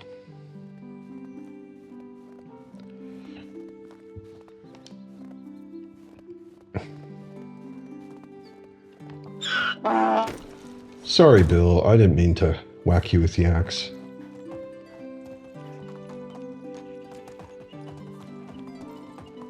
Good thing about mounts is they heal quickly. You don't want to hit your mount, or you don't want them to be hit by anything else. But they do heal very quickly. Ah, here is a bandit camp. So, to avoid the pain of dying and having to ride all the way back over here, I'm going to quick save. I'm going to get a bow out. I'm going to heal up all the way.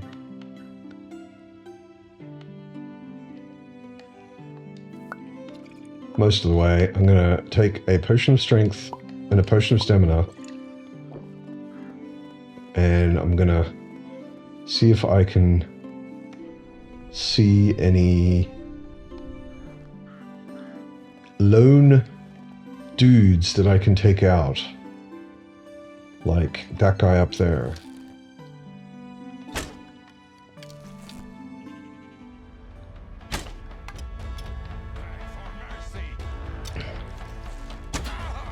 Got that guy in the face, which is good. This guy...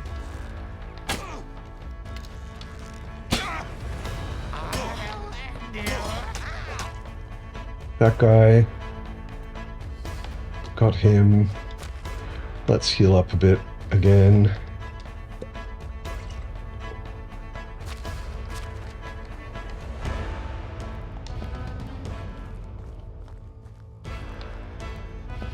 We can go ahead and loot these guys. Black dye.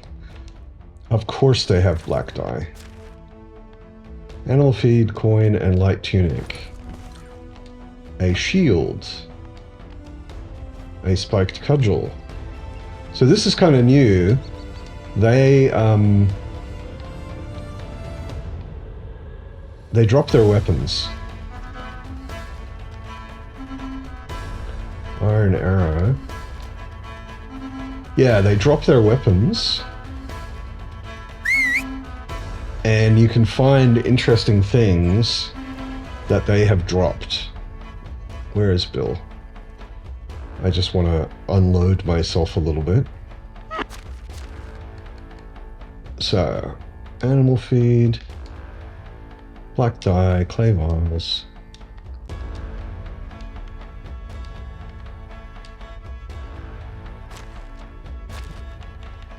Actually, I forgot the thing that I always say is a tip. Sort by weight descending. Go to the top. And you can see the heaviest stuff that you're carrying.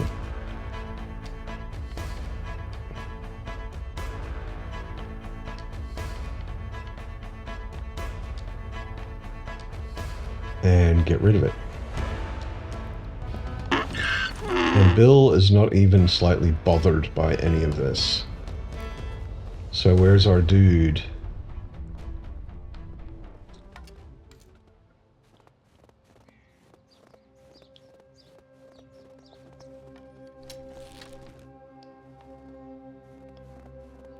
There's only one guy left.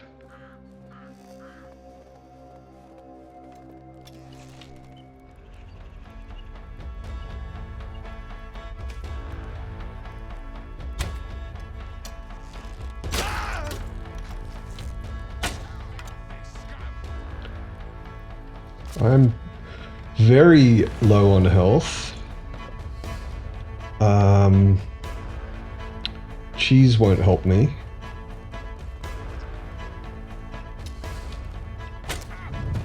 Got that guy in the face. And I finished the quest. He dropped an iron crossbow, which is nice.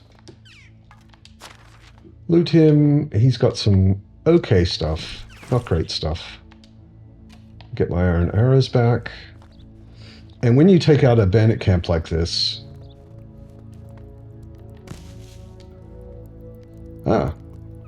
there's a mutilated corpse, which is completely unrecognizable. The only thing that's certain is that it was once a man.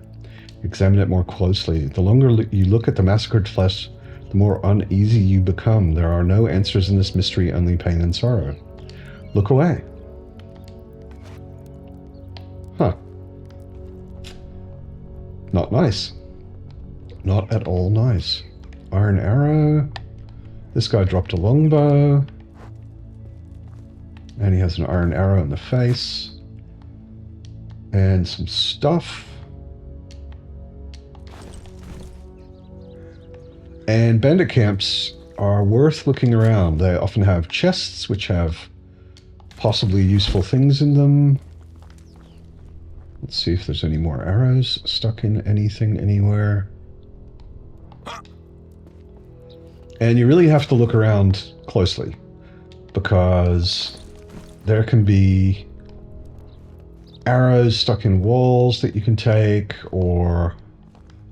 Oh, there's an iron arrow over there somewhere. That's interesting. I guess I just totally missed.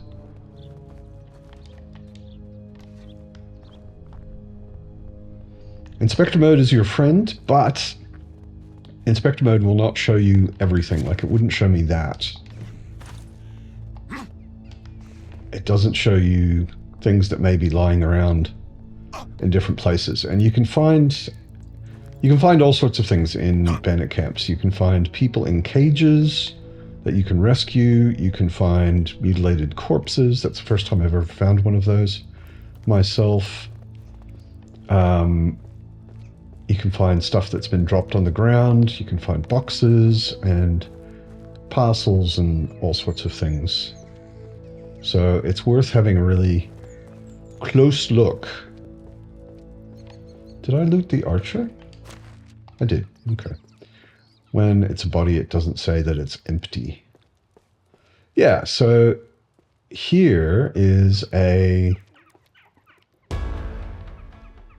bandit camp. The music, that's a bug. If you heard the music just spike in the background with like ominous sounding combat music, that is a bug. That happens every now and then, and the music, dramatic music will start up and there's no drama. And it will immediately end again. And you can go about your business. Sticks? No. Okay, so I think I've looted this bandit camp quite completely, which is cool. And let's head back to Bill and head back to town. These guys, I looted them. So Bill patiently waiting for us up in the trees in the dark.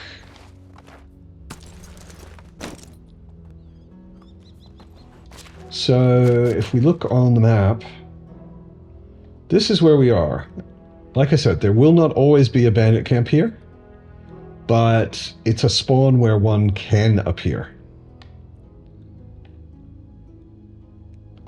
So let's go a little... Wait a sec. Get rid of the marker and scout key. Let's ride cross country. Always a risky proposition, especially when you're riding full speed on a donkey. But we're going to do it.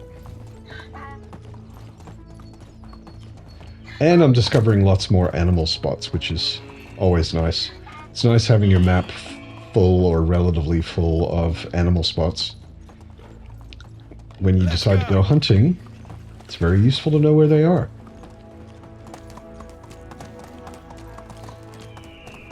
Uh-oh. There's a bandit.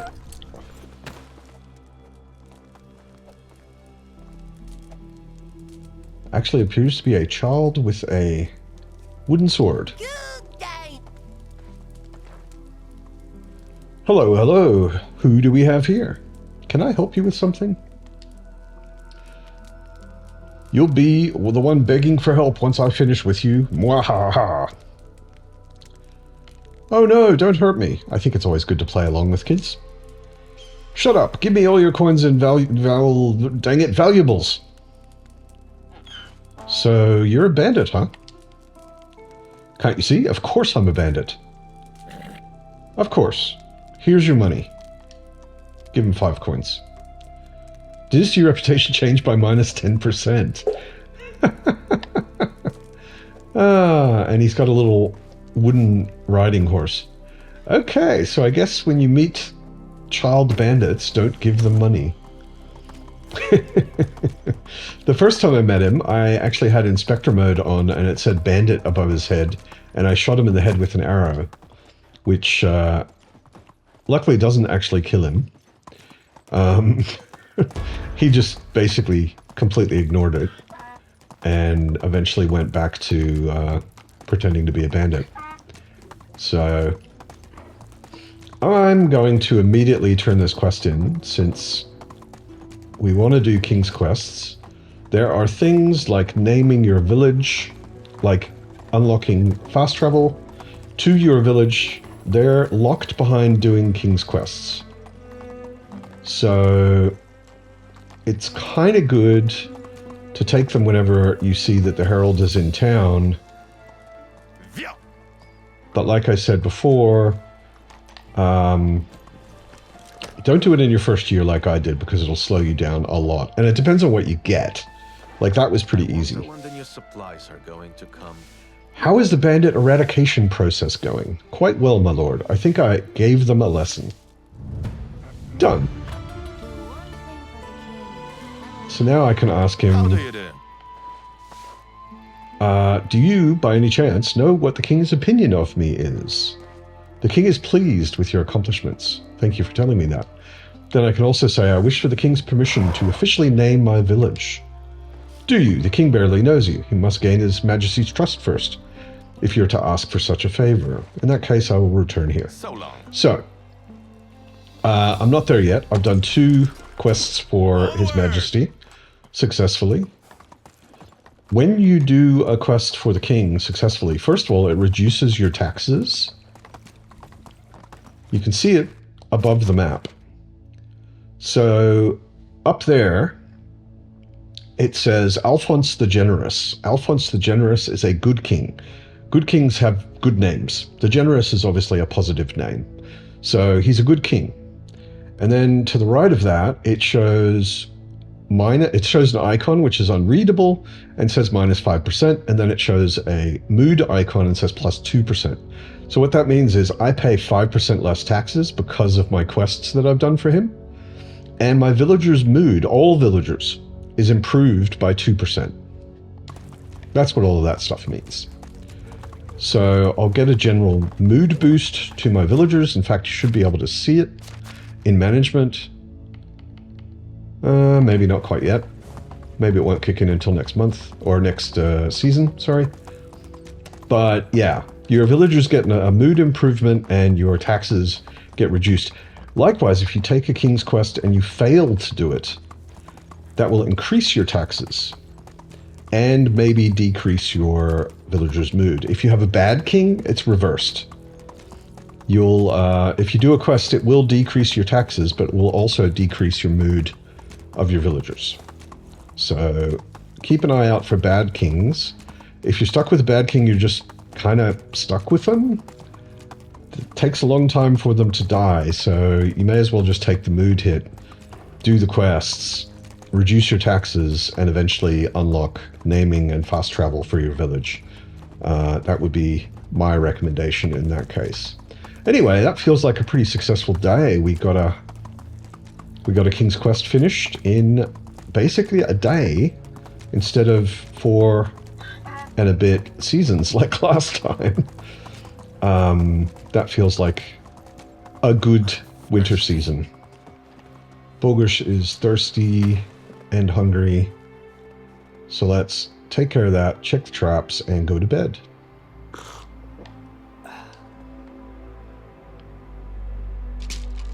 I didn't put the bird trap back.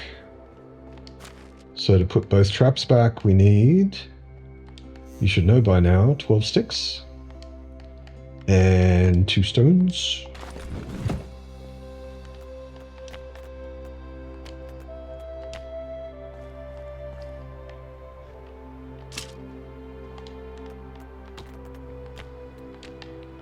It doesn't really make any sense, but you don't need to put the traps in a private, secluded area.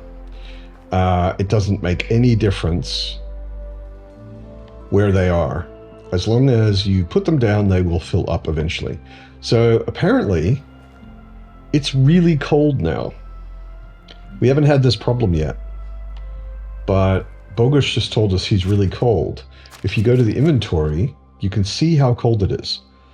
And if you look in the bottom right, if that little marker goes outside the green area, you're either going to be too cold or too hot. And right now it's 4 degrees, which is just outside of my green area. So we could put on some warmer clothes, although we have bronze armor on, which is, it's only okay cold protection. So if we go into our house, in the box, we have thin boots, which are not great cold protection compared to basic shoes, which is really weird. But we have a winter coat and winter trousers. And if we put away the basic shirt, basic trousers, bronze armor, bronze helmet, bronze leg wear, and we put on the warm shawl, is less protection than the rich hood that I'm already wearing. So we put on the winter coat and the winter trousers. Our temperature protection is 62%, which should be pretty good. Put on the warm hat. It's 72%. And I think that's as good as it's going to get right now. So let's put away the light tunic, the warm shawl. And we should be okay in the cold. I'm just going to dump some food. Keep the beetroot for the beetroot baron. We may run into him. I'll put away the honeycomb and the meat and the rye bread and the soup. And now that we have rye bread and soup, we can go to management and make sure that they're turned on. So soup is turned on, so they will eat that soup immediately, basically. We have rye bread now, so we can put it up near the top. And they will eat that soon. And now we see we have 619 food and there's 270 demand. So putting these up there will also help out our cook. He will get to make some pottage without people eating it immediately. Let's see.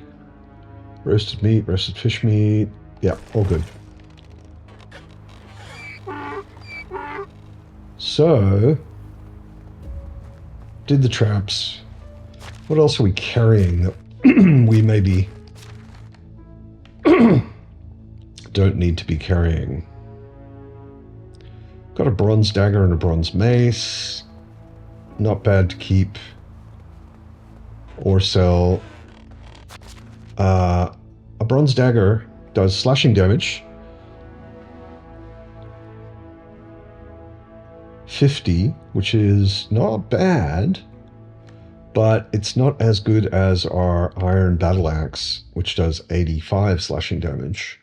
So that's actually something to sell, I think. 50 bludgeoning damage is also not great, but depending on who you're fighting, it's not bad to have. The shield is also not bad to have. Iron crossbow I will sell, longbow I will sell, stone arrows, stone knife, don't need those, wooden bolts, don't need those. All stuff I can sell. The copper axe I will put in the resource storage so that my lumberjacks can use it for cutting wood. The copper hammer, also not bad to have. I'll put it in my box in my house.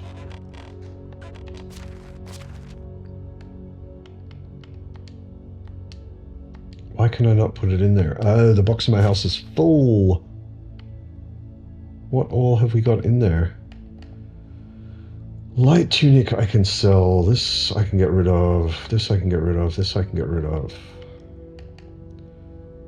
This and these I can get rid of.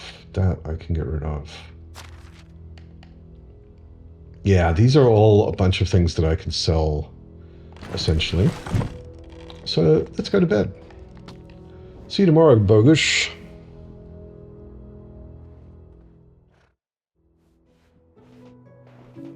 You know what I just realized? I just realized that how Bogush looks in winter is completely unacceptable.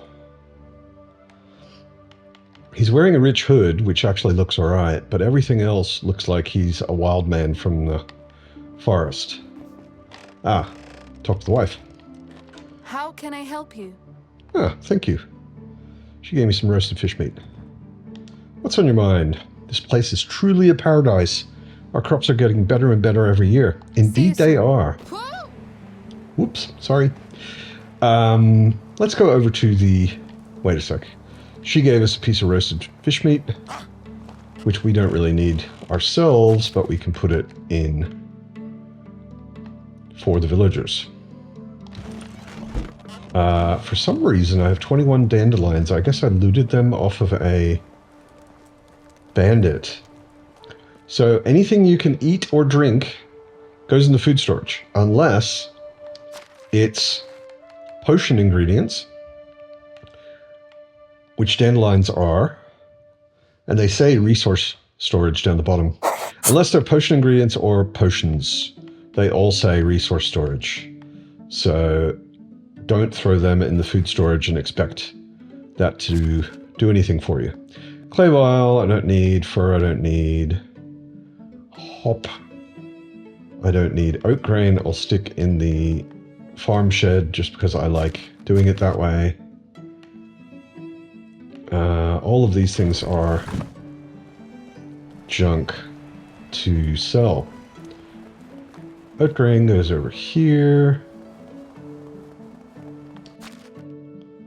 And we're going to plant actually some more oats, I believe, in spring. Or our villagers are, anyway. Yeah, so let's go to town. Now, the money that everybody in town has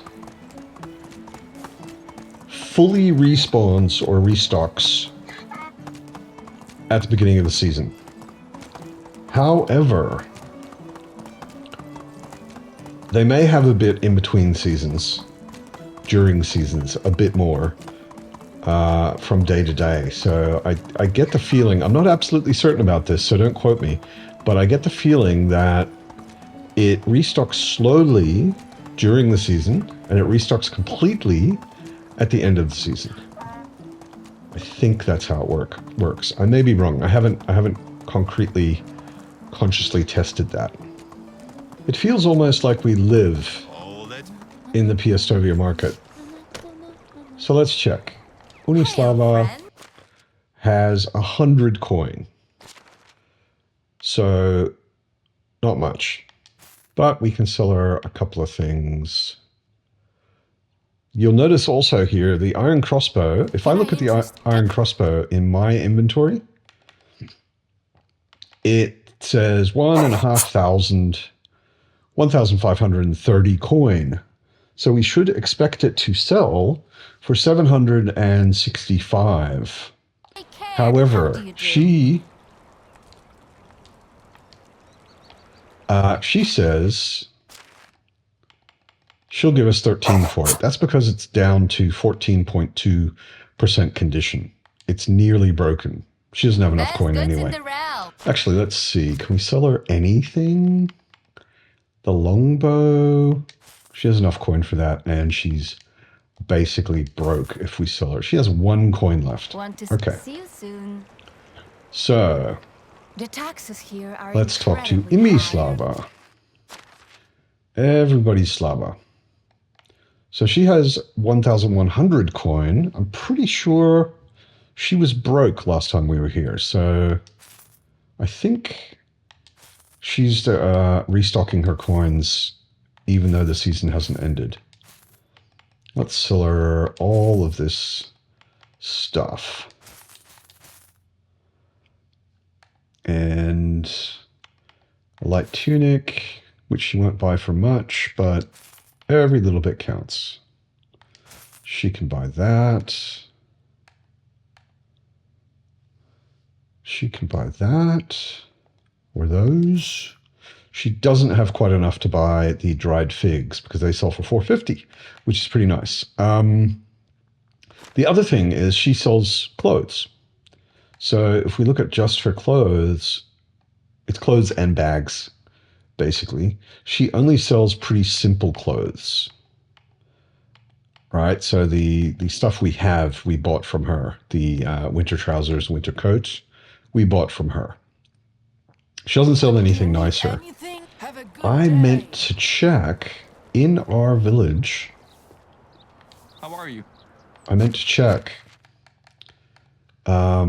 This guy is still basically as broke as we left him.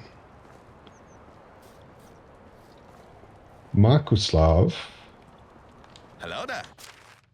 has money again.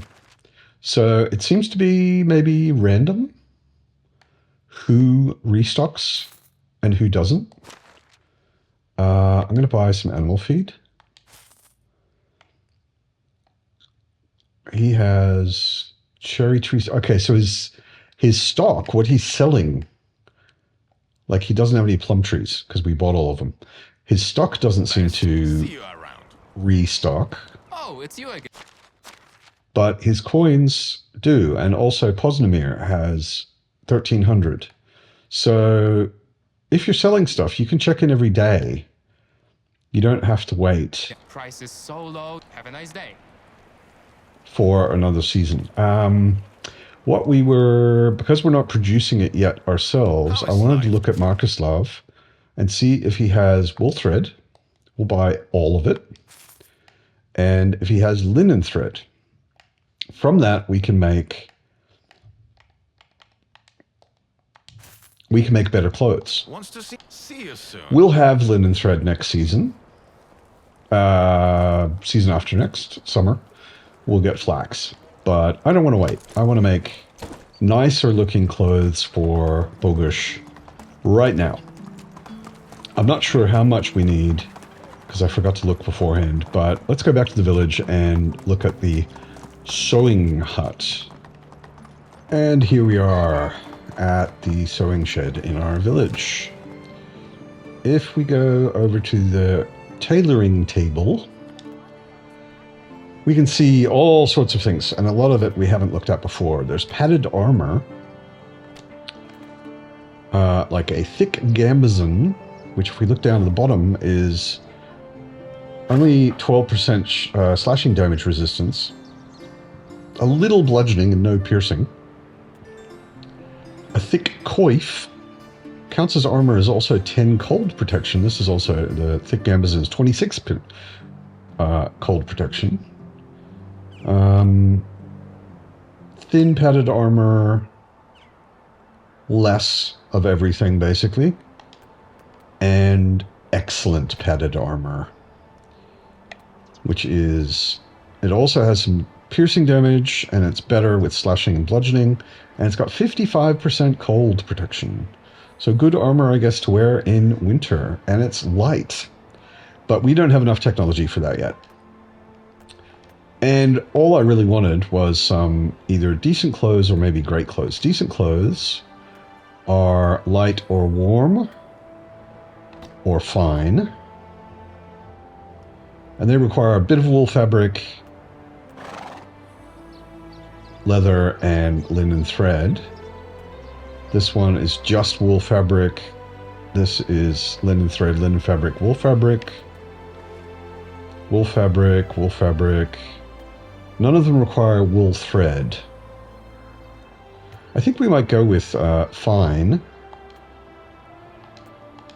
So, let's get the leather. It's only one leather left. Okay, so let's run over and get a little more leather. But I just noticed out of the corner of my eye, check traps. Rearm it. Yep. Always got to check the traps. So we need leather. Let's just take all of it. I think in hunting, our hunters are getting leather. We have a worker there, but we don't have them doing anything. That's stupid. Let's get them getting 4 leather a day, 3 leather a day, and put the rest on meat.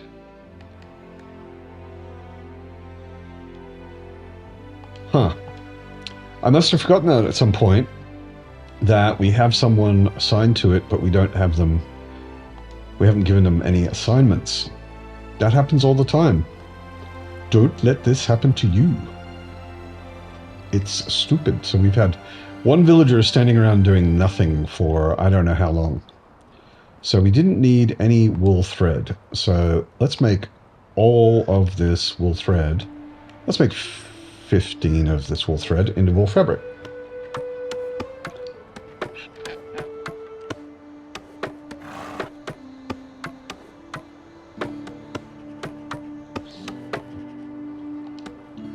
Okay.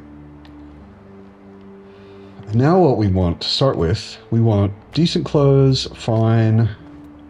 We want to be able to make a fine tunic and fine hose.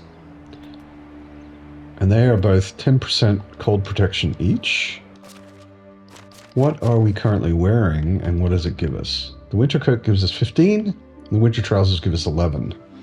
So it's a little less, but not that much less, and we can make some other things which will make up for the difference. So, fine clothes, fine tunic, fine hose. Fine hat gives us 9%, and a fine... let's look at warm clothes. That's what we wanted. Actually, that gives us a lot more than what we're currently wearing. And let's look at rich clothes, because we already have a rich... you have noble and you have rich.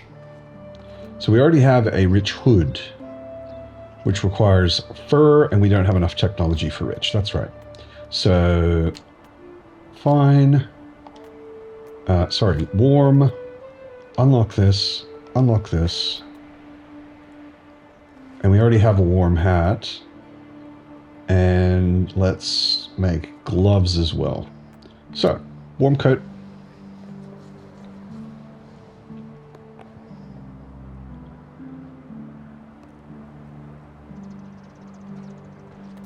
Warm gloves.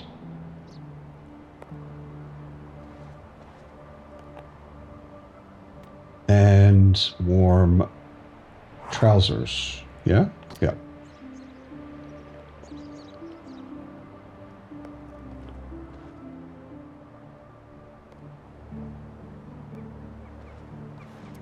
Cool. So, if we put away what we have left over, I'll put in some fur, I'll put in some leather. We didn't use, we generally use leather here. Put all this stuff in the box here so that next time we come over to make something, it's there. So, if we look at Bogush, he looks like a wild man.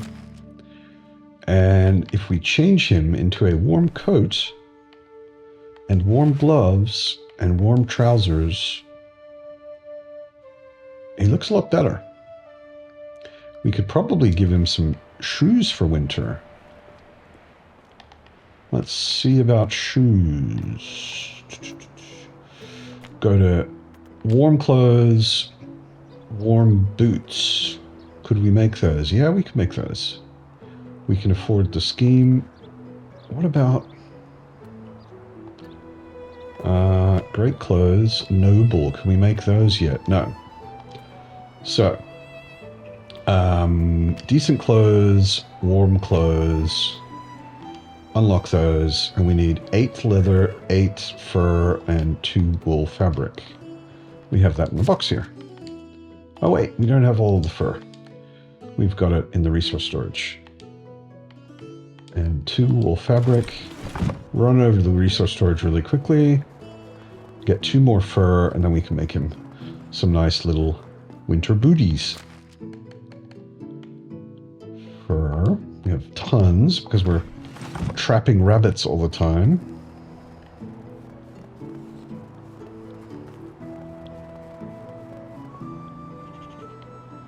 That should be it. So, decent clothes, warm boots.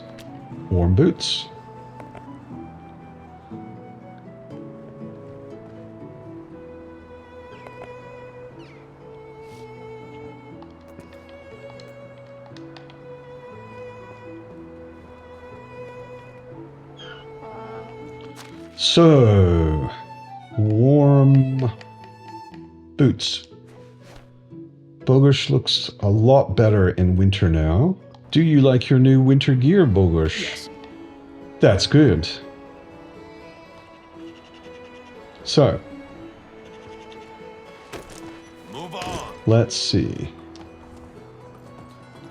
Go and drop off.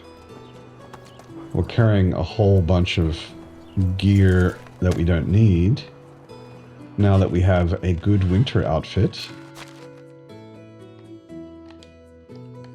Drop off some basic shoes and and winter coat, winter trousers. Actually, I'm going to keep the winter coat, winter trousers. Because we may need... Not may need. We will sell them. So what are we carrying? We're carrying a lot of meat we don't need to be carrying. Sorry, Bill. We're not going for a ride quite yet. We're going to drop off some meat. And some cabbage. And how is our kitchen going, speaking of cabbage? They're making pottage as fast as they can, which is great. And our fisher is happily making fish meat and pike.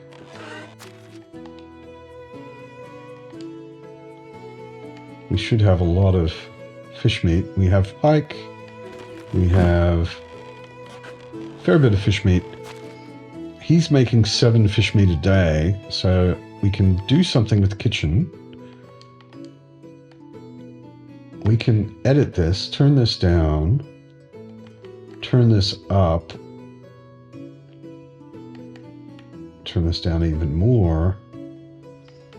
Because 7 fish meat is, I forget, wait a sec, roasted fish meat has a value of 13. If we're making 7 a day, that's 91. Pottage only has a value of 40. And you can do the math on that, but I like the idea of roasted fish meat using everything we have. So just under 7, and pottage we can fill up the rest with pottage. So make 2 pottage a day and 7 roasted fish meat a day. And I think that should be keeping our people going. What is that? That is, I said 91, 92, and this is 80. So 170-ish. Demand is 270-ish. But we have a lot of extra stuff right now. We're not producing enough per day for what our villagers need to eat per day. But we do have extra stuff. And they're getting enough from that. Let's just have a look at what everybody is doing. So we can see that some people have leveled up. Milan started out as a level 3 extraction, and he's now at level 4, and he's about halfway through.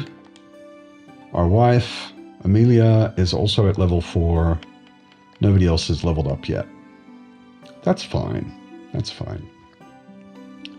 Moimila is working as a fisher, which is not the best thing for her, but it's okay. We can see the difference right here. So a fisher, she has level 2 in survival, which is the fishing skill.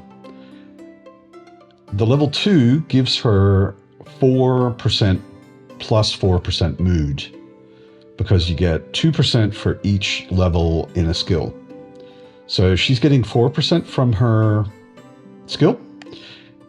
Milagost is a level 3 in extraction, so he's a level 3 miner.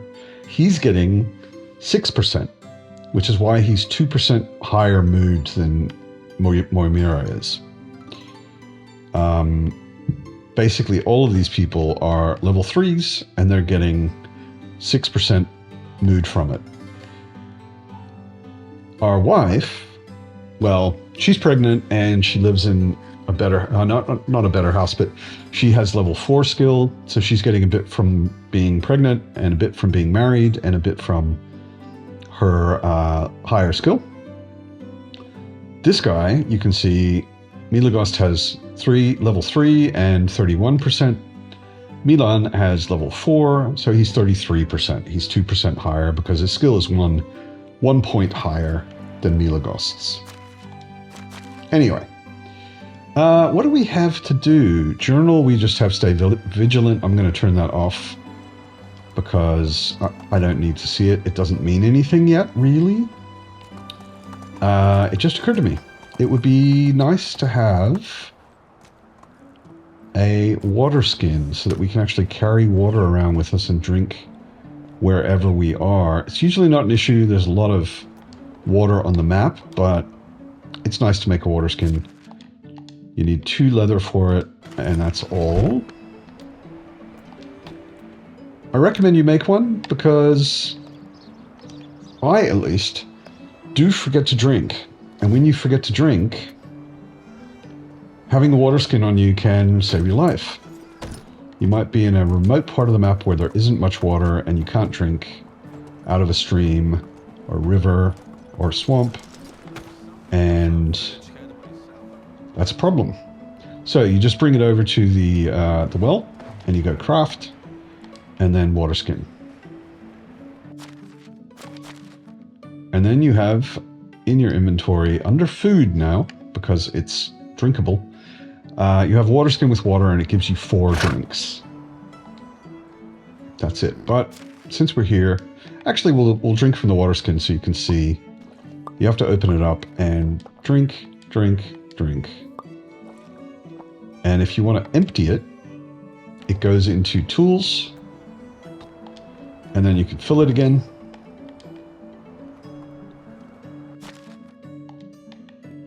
And then it goes back into food. Yeah, that's how water skins work. It's basically just emergency water. I almost never use it. But every now and then, like I said, you'll be somewhere far away from water and you realize that you're dying of thirst. And then it's really good to have it. So we made, or at least I thought we made, did we not make a... Yeah, we did. I just forgot where it was. We made a water basin for washing. I noticed that I'm a little dirty, so I'll take a bath. Taking a bath is really slow. And I remember now, there was something we wanted to do. I say we, I don't know if you wanted to do it, but I certainly wanted to do it. And that is build a little farming housing. So we've taken up a fair bit of space with our fields and our orchards. Orchards are gonna also stretch out this way. Probably to about here. So maybe just on the other side of the street, we can make a really, really simple farming village or group of houses. Let's call it the group of houses. So we're going to make a simple house this time. And we're going to turn them so that they're facing away from the end of the house is facing the road. And we're going to build them back a little bit so they have stilts and a generous front yard. And we're going to be able to move... Oh, sorry. House, simple house.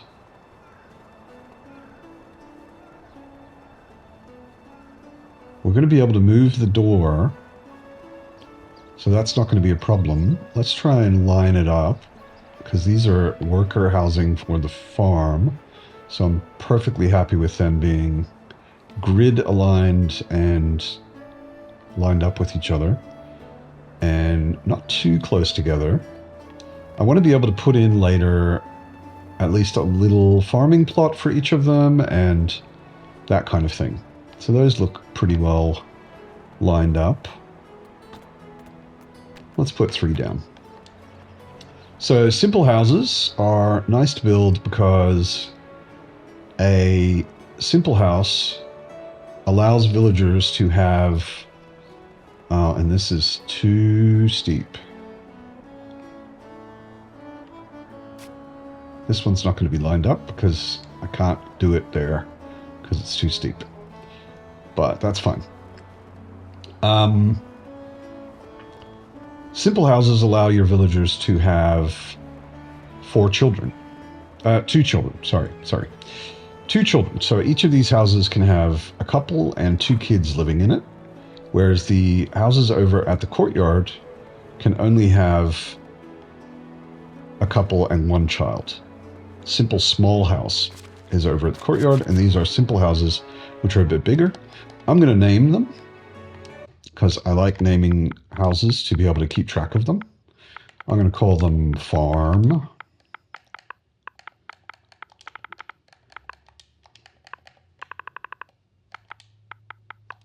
Actually, I'm going to call them cropside.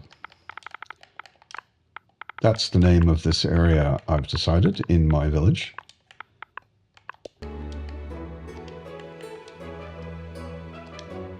So we see it there. I'll name the other two.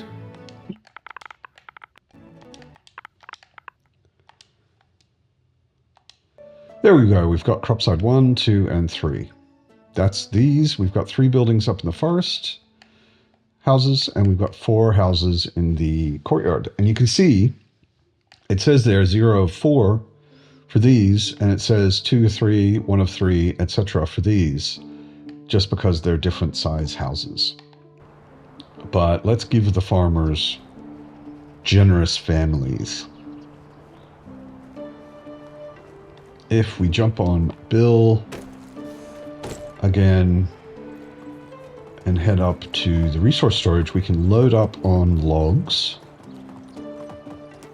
and get all of the log requirements for these finished before we go to bed, at least. So let's, just to see how much we can get, let's take all the logs, which is way too many, and fill up Bill as much as we can. I don't remember where his limit is. With the large saddlebags, he can carry a fair bit. 150, apparently. And let's dump the rest that we can't carry.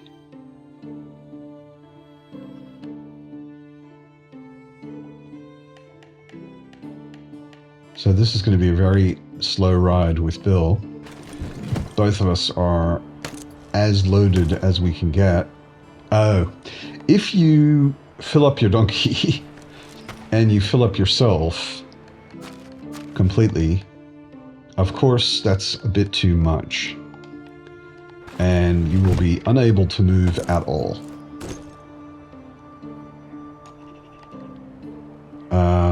Still too much.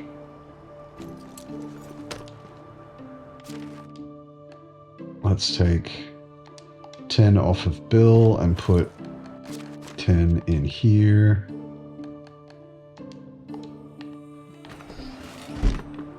Maybe that's enough. Yeah, that is enough.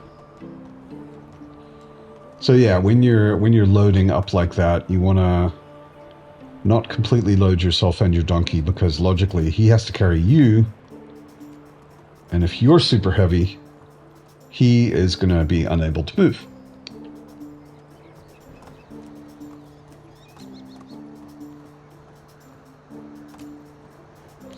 Oh, it just occurred to me. I think I do have a hammer, but it's pretty low, but I can create another one. A wooden hammer is just 1 log. So as long as you have logs or trees nearby, you can always make a wooden hammer. Not too difficult.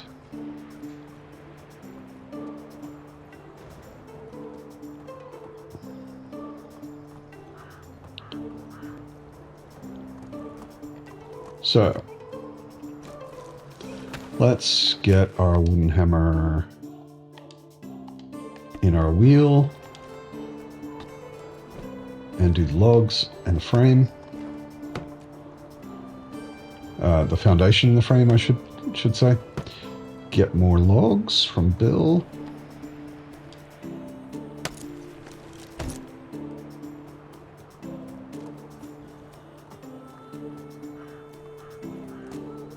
I'm just riding him over here so he's closer when I have to get more the next time.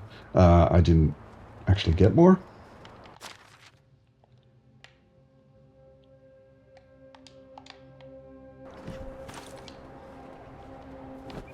Log, foundation and frame, foundation and frame. Okay.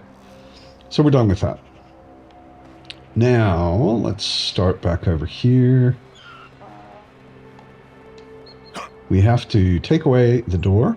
So I'm going to make it just a wall. I think we'll make these stone houses. And I'm going to make this the door. And make this a window. Do the same thing over. Actually, I might go through the entire house and make it all stone. Whoop. Stone. Stone. Let's give them a nice view of the river behind us. Let's leave that a window. Make this a wall. Make this a wall. Stone, stone. Okay, it's all stone. That's good.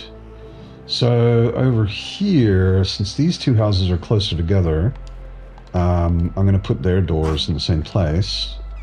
So let's make this a wall. Make this the door. And you notice the stairs, like if you put it on the right side, the stairs go down to the left. And over here, if you put it on the left side, the stairs go down to the right. So that gives you a bit of a feeling for how you can make houses look. Make this a... Actually, let's make it a window.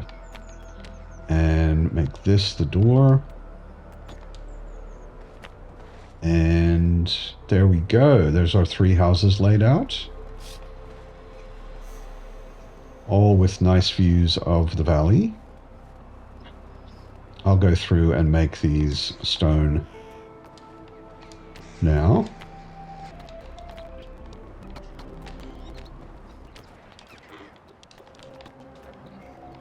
Okay, so there they are, all laid out. All with stone walls and so on. I think I want to make these the nicest possible houses as well. So I'm going to make the thatched roofs into wooden tile roofs.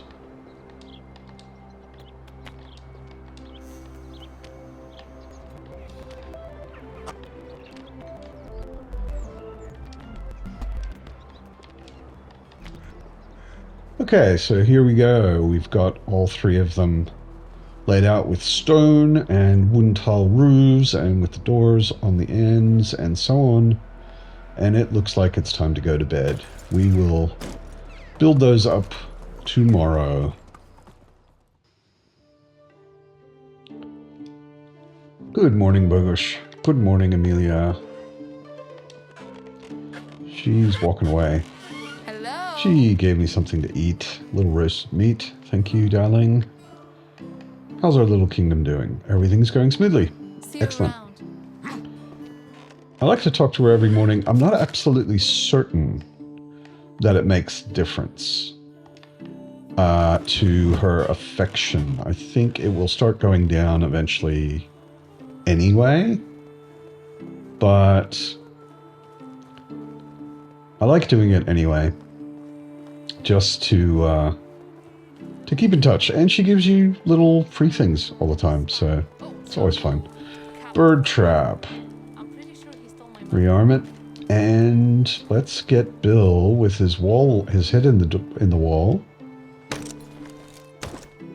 Magic donkey. And I hope our go get loaded up on stone.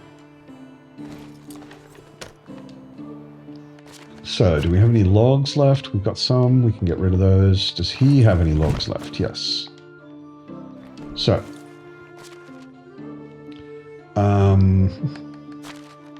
Get rid of logs. And let's just get all the stone we can. So, we'll fill him up most of the way, but not all the way.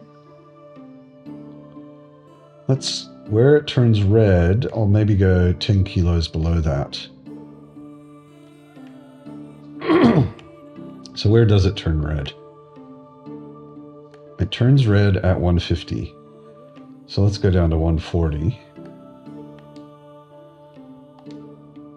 And then for us, We can take as much as possible. I think with us it's at 100 is the drop off or the cutoff. No, it's 110. So let's go to 100.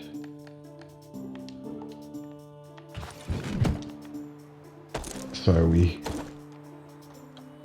can still ride extremely slowly, but we can still ride. This is how it goes when you're building. You fill up as much as you can. And when you have a donkey, it helps a lot. Donkeys can hold quite a lot. Remember, don't eat the yellow. No, do not eat the yellow snow. That is a good tip.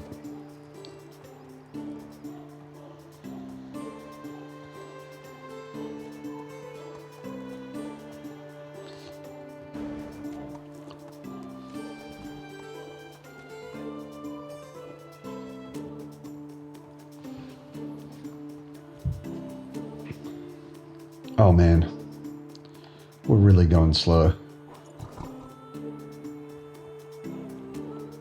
But it's that or ride back and forth more times, I suppose.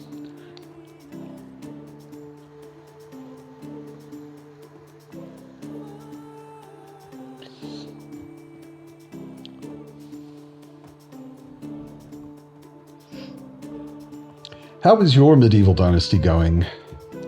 Let me know down in the comments. Let me know what you've built, where you've built, and how confused you are. If you're a new player, you may be kind of confused about some things, but it'll get better, I promise you. That's what I'm trying to do these videos for. I'm trying to explain a little more than just a normal Let's Play, so that you can learn the game better. So, let's... Oh, we didn't do any logs in the walls. We should have done logs in the walls. Anyway, so we're going to get a lot of stones into here. We'll have to come back with more logs.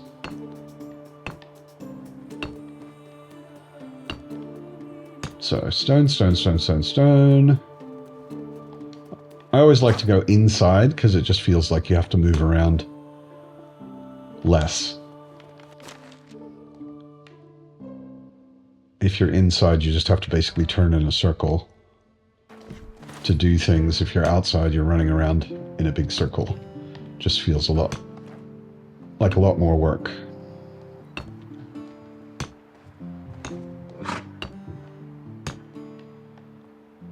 And my hammer broke. That's okay. I've got a copper hammer. Oh, which is already in there. The copper hammer is not great. It's 10%, but it'll maybe last long enough to get all these stones done. All the stones we can carry anyway. Good old Bill.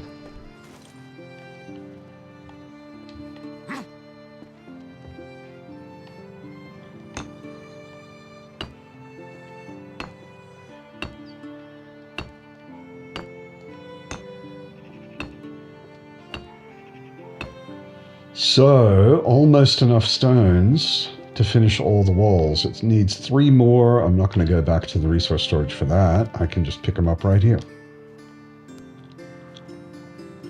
So, they're ready for logs. Need logs. Up there, I need wattle, and over here, I need logs and planks. So let's just get all of the logs banged in that need to be in the thing. Probably going to put a road through here. Looks like a logical place for it.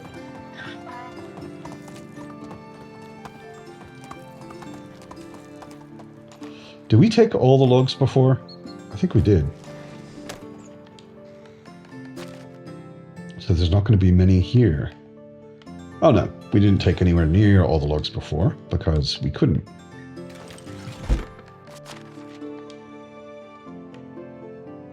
So let's see how many Bill can take. What was it, 150? Yeah. Let's keep him at 130 this time. Maybe it'll make our ride a little quicker. And and we can carry around 100. Let's say just 100 for us. Let's go. Yeah, it's a bit quicker that way. So what I was saying, if there's anything that's giving you trouble in your medieval dynasty, something that you don't understand or something you're having a hard time with or just want some advice on, do let me know. Let me know down in the comments, and I'm working on a series of, first of all, tutorial videos. Each one is much shorter than these Let's Play videos. They're 10 to 15 minutes generally each, and I take on one particular subject. So how to build a house or how to recruit villagers, those I've already done. And I'm explaining in detail then how to do each of these single subjects. So they could be a lot of help for you. And if you have any problems or questions, maybe there's something I could do a video on. I'd be happy to answer questions either in the comments or by doing a video. Anyway, we're getting all these logs banged in. I'm gonna do all of the walls first.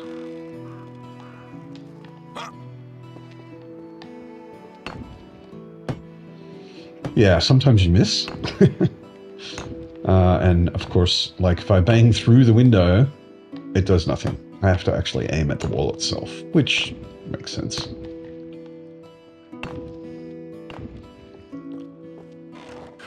The roof and the attic also need logs, but I'm gonna do as many walls as I can first. Okay, that's as many as I can do. I'm gonna get Bill, load up as much as I can, and finish this one off. You don't have to build this way. You can do it any way you want. I just like to have one clear thing at a time that I'm doing. So in this case, I'm doing the logs and get that done. Just makes transporting materials much easier. And my hammer broke, so I have to make another wooden hammer. First, if I go up to 6 and whoops, and make a wooden hammer. I can't do it because I need 10 sticks. Damn it. Let's get 10 sticks.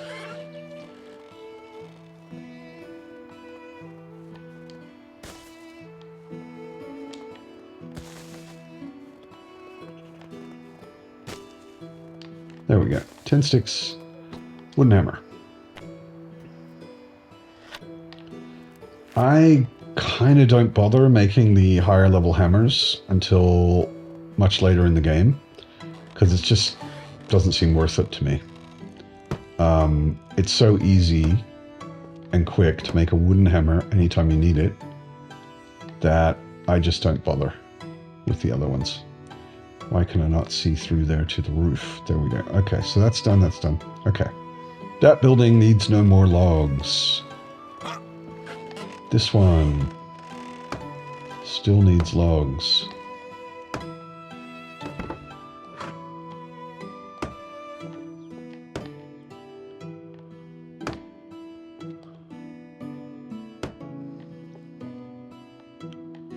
Okay.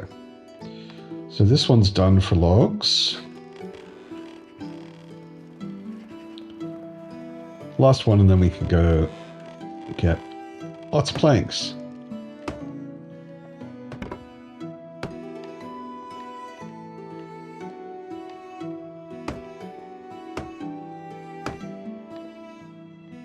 Oh, I don't... I didn't even notice that I'd run out of logs. Come here, Bill. We should have enough logs to finish off all of these houses. So where do I still need logs? Log, log, log. Okay, so logs are done. The only thing we need is 8 sticks per house, so 24 sticks. The end triangle bits, I like leaving those as wattle. I know it's not as efficient for heating and so on, but I like the way it looks, so I'm going to do it. And while we're at it, why don't we make that road that I was talking about? One of the downsides of winter is you can hardly see the sticks when you make roads. It's kind of annoying, but we'll deal with it.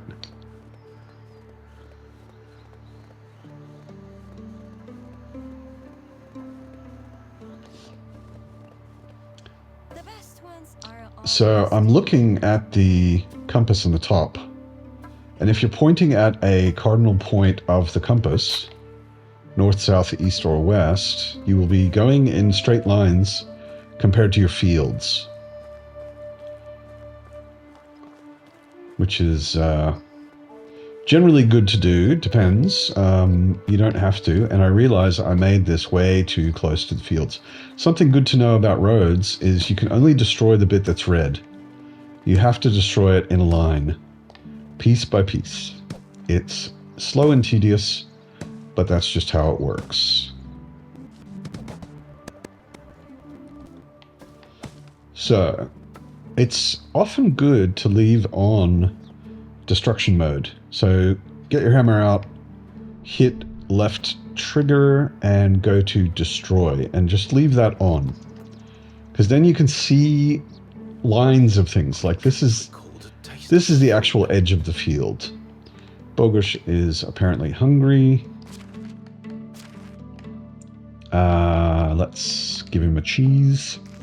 So what we're going to do with the road is we're going to try and get it as close. So I'm pointing directly at north. We're going to get it as close to this road as possible. Not that close as possible, actually. It's weird. Usually you can get closer, I guess. But this is an official road, so to speak. A road that I didn't build. I could really do with a drink. And then we're just going to run straight north and try and keep the thing green so that it's not hitting the barn. I might need to move a little bit, and there it is. So now it's a little further away from our fields, so we'll have space to build things in there. So, Bogush is thirsty.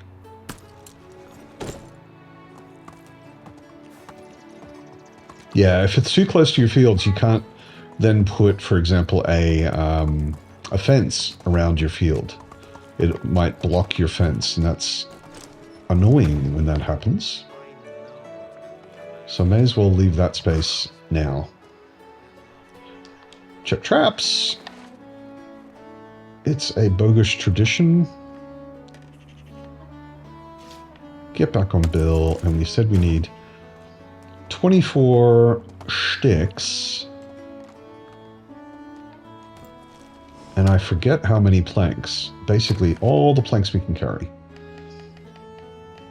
So, 24 sticks. What else are we carrying? Feather, fur. Logs are good.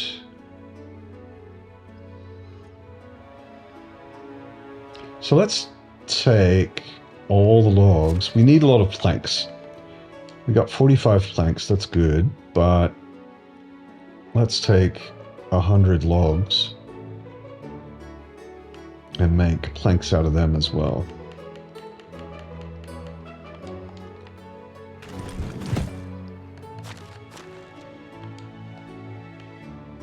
Maybe 100's too many. Looks like it. Give him 130 kilos. And we'll take as many as we can. which is not that many. Whoop. And giddy up. It's like the opposite of giddy up, actually, but that's fine. We're not going very far to start with. Can't steer. We're just going over here to the woodshed.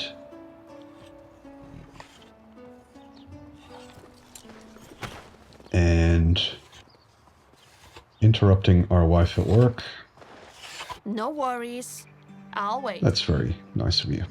So, make planks.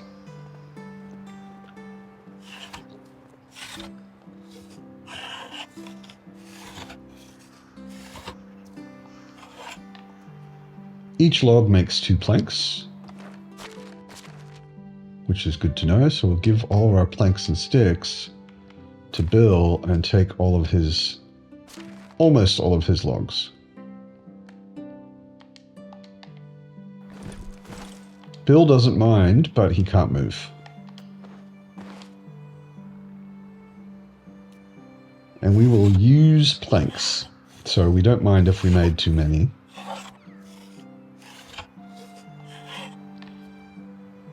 So,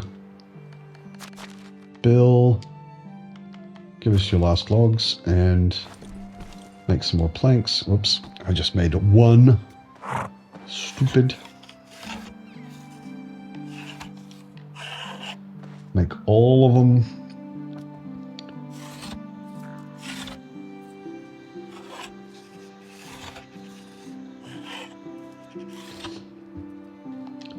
And let's just balance out what we've got with what Bill's got. Take all the planks that we can.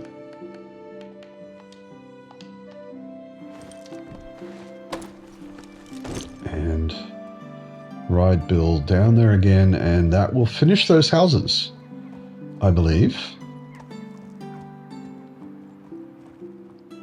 And then we will be able to recruit more villagers and move people in there for farming specifically. Good for the farmers because it's very close to the fields and the orchards, which is what they need. I believe I've said it before, but all workers, it doesn't matter where they live, it doesn't matter where they are, it doesn't matter how far they have to walk, they will work from wherever they are. Whatever it looks like they're doing, they will be working. That's fine, except for farmers. Farmers actually have to physically walk to work. If you see them walking, they are not working. If you see a woodcutter walking, their work is being done in the background regardless. Doesn't matter where they are or what it looks like they're doing. But for farmers, they actually have to walk to the field or walk first to the farm shed. So you want the farm shed to be close to the fields. And then walk to the fields. So you want their houses to be near the farm sheds, and you want the farm sheds to be near the fields.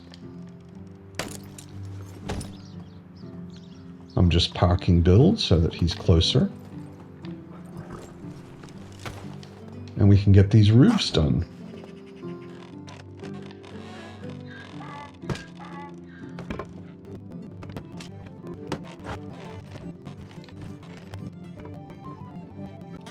So we almost finished. We need 19 more planks for the 3rd house. I'll just do that really quickly.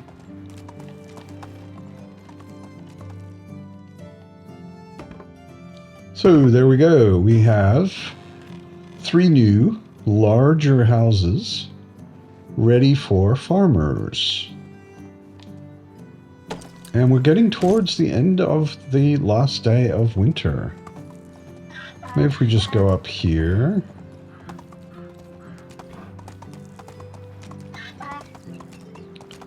We can take a break and have a look.